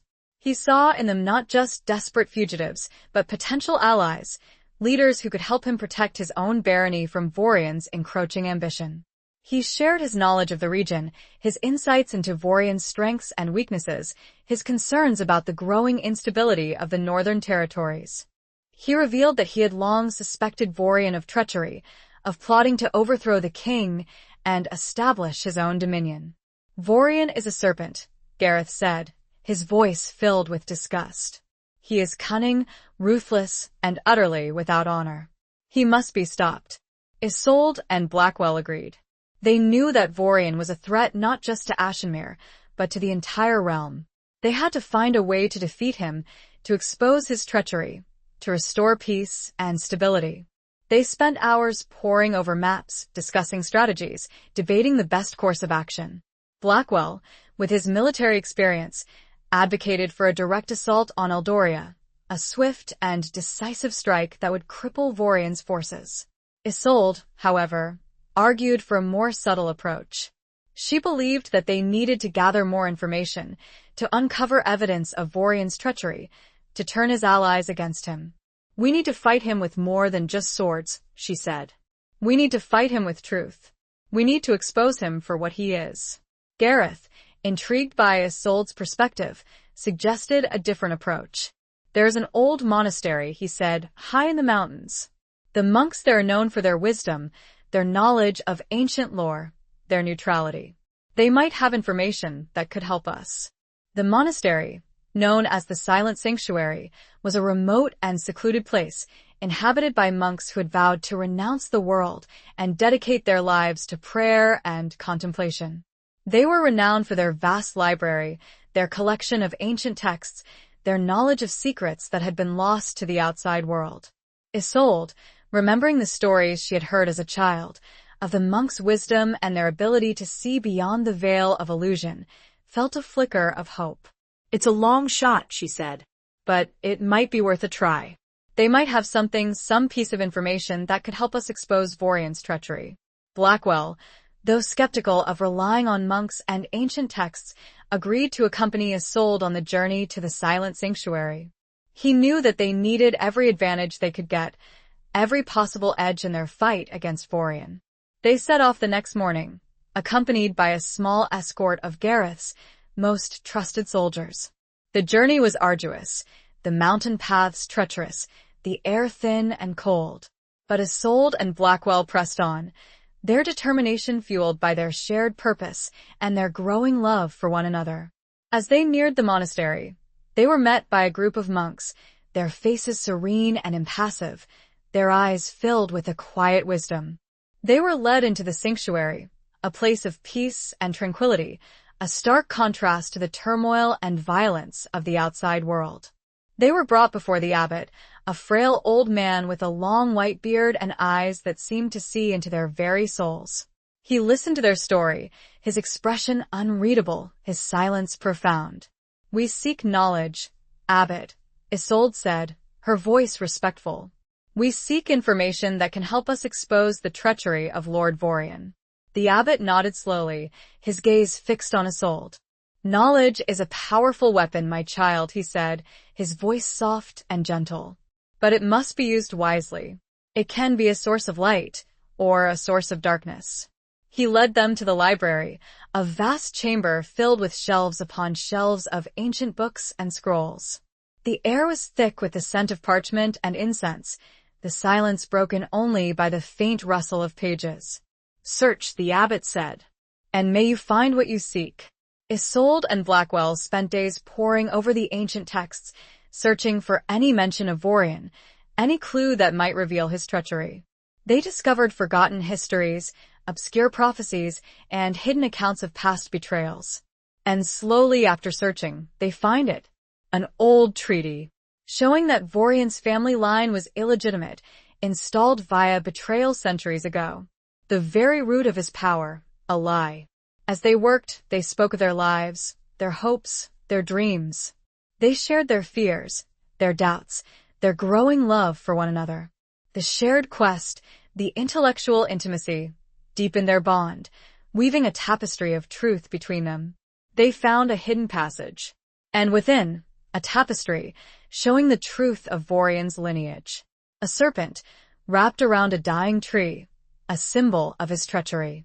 Chapter 19. Flames of Rebellion. The discovery of the ancient treaty and the tapestry was a turning point. It provided concrete evidence of Vorian's illegitimate claim to Eldoria, a weapon that could be used to undermine his authority and rally his enemies against him. Isolde and Blackwell, armed with this newfound knowledge, returned to Oakhaven, their hearts filled with a renewed hope. They presented their findings to Lord Gareth, who was astonished by the revelation. "This changes everything," Gareth said, his eyes gleaming with excitement. "With this evidence, we can expose Vorian for the usurper he is. We can turn his own vassals against him." Gareth immediately sent messengers to the neighboring lords, revealing Vorian's treachery and calling upon them to join a rebellion against him. The response was swift and overwhelming. Many lords, long resentful of Vorian's arrogance and cruelty, eagerly joined the cause, pledging their troops and resources to the fight. The rebellion ignited like wildfire, spreading across the northern territories, fueled by a desire for justice and a longing for freedom from Vorian's tyranny. Ashenmere, still under siege, received news of the growing rebellion, bolstering the spirits of its defenders and renewing their determination to resist. Rowan, informed of Isolde's discoveries and her alliance with Blackwell and Gareth, felt a surge of pride and relief. He had initially doubted Blackwell, resented his marriage to Isolde, but he could no longer deny the man's courage, his strategic brilliance, and his unwavering commitment to their cause. He sent a message to Isolde, expressing his gratitude and his support. Isolde, heartened by Rowan's message and the growing momentum of the rebellion, felt a surge of confidence. She was no longer just a pawn in a deadly game, a victim of circumstance. She was a leader, a strategist, a warrior in her own right. She was fighting for her home, her people, her future, and her love.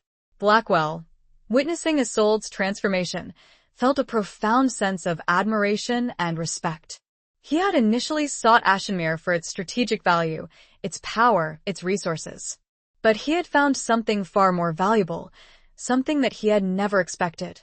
Love, loyalty, and a purpose beyond his own selfish ambitions. He had fallen in love with Isolde, with her strength, her intelligence, her unwavering spirit. He had found in her a partner, an equal, a woman who challenged him, inspired him, and made him a better man. As the rebellion gained momentum, Isolde and Blackwell prepared for the final confrontation with Vorian. They gathered their forces, a diverse army of knights, soldiers, and common folk, united by their shared hatred of Vorian and their desire for freedom. They marched towards Eldoria, their banners flying high, their hearts filled with a mixture of fear and determination. They knew that the battle ahead would be long and bloody, but they were prepared to fight, to die if necessary, for the cause they believed in. As they approached the fortress of Eldoria, they saw Vorian's army arrayed before them, a formidable force, but one that was riddled with internal divisions and doubts. Many of Vorian's vassals, swayed by the evidence of his treachery, had abandoned him, leaving him with a depleted and demoralized army. The battle began with a clash of steel, a roar of war cries, a storm of arrows and siege weapons. Isolde and Blackwell fought side by side, their movements synchronized, their skills complementing each other. Isolde, though not a trained warrior, fought with a ferocity that surprised even herself. She wielded her dagger with deadly accuracy, defending herself and those around her, her courage fueled by her love for Blackwell and her determination to protect her people. She was leading the charge, a sight that inspired. Blackwell, with his years of experience in battle, fought with a calculated brilliance, his sword a whirlwind of death, his strategies disrupting Vorian's formations and sowing chaos among his ranks. The battle raged for hours, the outcome uncertain, the tide turning back and forth. But as the day wore on, it became clear that the rebellion had the upper hand. Vorian's forces, weakened by defections and demoralized by the evidence of his treachery, began to crumble. Finally, Vorian himself was forced to enter the fray, his face a mask of rage and desperation. He sought out Blackwell, his sword aimed at his heart, his voice filled with a venomous hatred. "You," he roared. "You have ruined everything." Blackwell met Vorian's attack, his own sword parrying the blow. They fought, two warriors locked in a deadly embrace, their skills evenly matched, their hatred fueling their every move. But Blackwell, driven by his love for Isolde and his newfound sense of purpose, fought with a strength and determination that Vorian could not match. He disarmed Vorian, his sword at his throat, his victory assured. But he did not kill him. He looked at Isolde, his eyes seeking her guidance, her approval. She nodded, her gaze unwavering. "Justice, not vengeance," she said, her voice clear and strong. Blackwell lowered his sword. Vorian was taken prisoner, his reign of terror brought to an end. The flames of rebellion had consumed him, leaving behind the ashes of his ambition and the promise of a new dawn. Chapter 20. The Reckoning of Love and Duty. With Vorian defeated and the rebellion victorious, a new era dawned for Ashenmere and the surrounding territories. The illegitimate claim to Eldoria was exposed, and a council of lords was formed to determine the rightful successor, ensuring a just and stable future for the region. Isolde and Blackwell returned to Ashenmere, welcomed as heroes, their courage and leadership celebrated by all. The siege was lifted, the gates thrown open, the castle filled with joy and relief. Rowan, though still recovering from his injuries, greeted them with open arms, his gratitude and respect for Blackwell evident in his eyes. The Silver Raven, once a symbol of a forced alliance, a mark of Blackwell's control, now felt different against Isolde's skin. It was a reminder of their shared journey, their trials, their triumphs, their love. But their journey was not yet over. There were wounds to heal, both physical and emotional. There were decisions to be made about their future, about their relationship, about the roles they would play in the new order. The first order of business was to formalize their alliance, to transform their marriage of convenience into a true union, a bond of love and mutual respect. They stood before the altar in the Ashenmere Chapel, The same chapel where Isolde had once sought solace in her solitude. The same chapel where Blackwell had revealed a glimpse of his hidden faith. This time, however, they were not alone. The chapel was filled with their family, their friends, their allies, their people, all gathered to witness their vows, to celebrate their love, to share in their joy. Rowan, standing beside Isolde, gave her away, his eyes filled with a mixture of pride and relief. Alara, her gentle presence a calming influence, offered a prayer for their happiness. Isolde and Blackwell exchanged their vows, their voices clear and strong, their eyes locked in a gaze of unwavering love. They spoke of their commitment to each other, to their people, to a future built on trust, respect, and a shared vision of justice and peace. The ceremony was simple, yet profound, a testament to the power of love to overcome adversity, to heal wounds, to forge a bond that transcended the boundaries of duty and obligation. After the ceremony, there was a feast in the Great Hall, a celebration of their union, and the dawn of a new era. The hall was filled with music, laughter, and the joyous chatter of reunited families and friends. Isolde and Blackwell sat at the head of the table, their hands clasped together, their eyes reflecting the warmth of the firelight and the love that surrounded them. They were no longer just Lady Isolde and the Black Knight, two individuals bound by circumstance and necessity. They were husband and wife, partners, equals, bound by a love that had grown stronger through trials and tribulations. But even amidst the celebration, there were whispers of the past, echoes of the darkness they had overcome. Some still doubted Blackwell, questioned his motives, feared his reputation. Others questioned Isolde's judgment, her decision to marry a man who had once been their enemy. Isolde and Blackwell knew that they would face challenges, that their past would continue to cast a shadow over their future. But they were prepared to face those challenges together, to prove their worth, to earn the trust of their people. As the evening drew to a close, Isolde and Blackwell stood on the battlements, looking out over the moonlit landscape. The air was crisp and clear, carrying the scent of pine and the distant sound of the river. "It's a new beginning," Isolde said, her voice filled with hope. Blackwell nodded, his arm around her waist, his gaze fixed on the horizon. "A chance to build something better," he said. "Something lasting. And we'll do it together," Isolde said, her voice firm and resolute. He turned to her, his gray eyes filled with a love that was both tender and fierce. He leaned down and kissed her, a long, slow kiss that sealed their bond, their commitment, their future. The reckoning of love and duty had come, and they had chosen love. A love forged in fire, tempered by adversity, and destined to endure. The kiss wasn't one of a deal, or desperation, but a promise. Epilogue. Years passed. The scars of war slowly faded, replaced by the gentle rhythms of peace and prosperity. Ashenmere flourished under the joint rule of Isolde and Blackwell, their combined wisdom and strength guiding their people towards a brighter future. Their marriage, once a desperate bargain, blossomed into a love story whispered throughout the land. They ruled not as lord and lady, but as partners, their strengths complementing each other, their differences forging a bond that was unbreakable. Isolde's sharp wit and diplomatic skills balanced Blackwell's military prowess and strategic mind. They listened to each other, learned from each other, and challenged each other, always striving to be better, to do better for their people and for themselves. Rowan, fully recovered from his injuries, became a trusted advisor, his loyalty to his sister and his respect for Blackwell unwavering.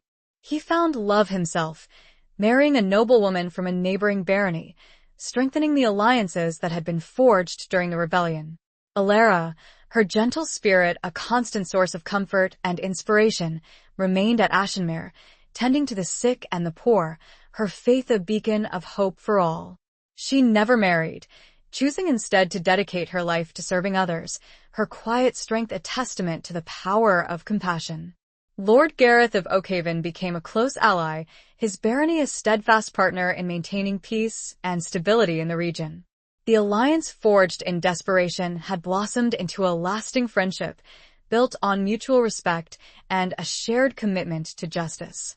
The story of Isolde and Blackwell became a legend, passed down through generations. It was a story of courage, of resilience, of the power of love to overcome adversity. It was a story of a forced marriage that blossomed into a true partnership, a testament to the ability of two seemingly disparate souls to find common ground, to forge a bond that transcended the boundaries of duty and obligation. Children were born, heirs to Ashenmere, carrying the blood of both the falcon and the raven, symbols of their intertwined lineages. They were raised with stories of their parents' courage, their love, their unwavering commitment to their people. As the years turned into decades, Isolde and Blackwell grew old together, their hair silvered by time, their faces etched with the lines of experience, their love deepening with each passing year. They had faced challenges, overcome obstacles, and built a legacy that would endure for generations to come. One evening, as the sun set, casting a golden glow over the rolling hills of Ashenmere, Isolde and Blackwell sat on the battlements, their hands clasped together, their bodies leaning against each other for support. They looked out over the land they had protected, the people they had served, the love they had shared. "We did it," Isolde whispered, her voice filled with a quiet contentment. Blackwell nodded, his gray eyes, still sharp and intelligent, reflecting the setting sun. "We did," he said. "Together." He leaned down and kissed her, a gentle, tender kiss that spoke of a lifetime of love, of loyalty, of shared dreams and enduring devotion. The kiss was not a farewell, but a continuation, a promise of a love that would transcend even the boundaries of time and mortality. It was the quiet, peaceful kiss of a long life, well lived, and a love that had conquered all. They had built a legacy, not of power, but of peace. Not of conquest, but of unity. They had shown that even the darkest of beginnings could blossom into the brightest of futures.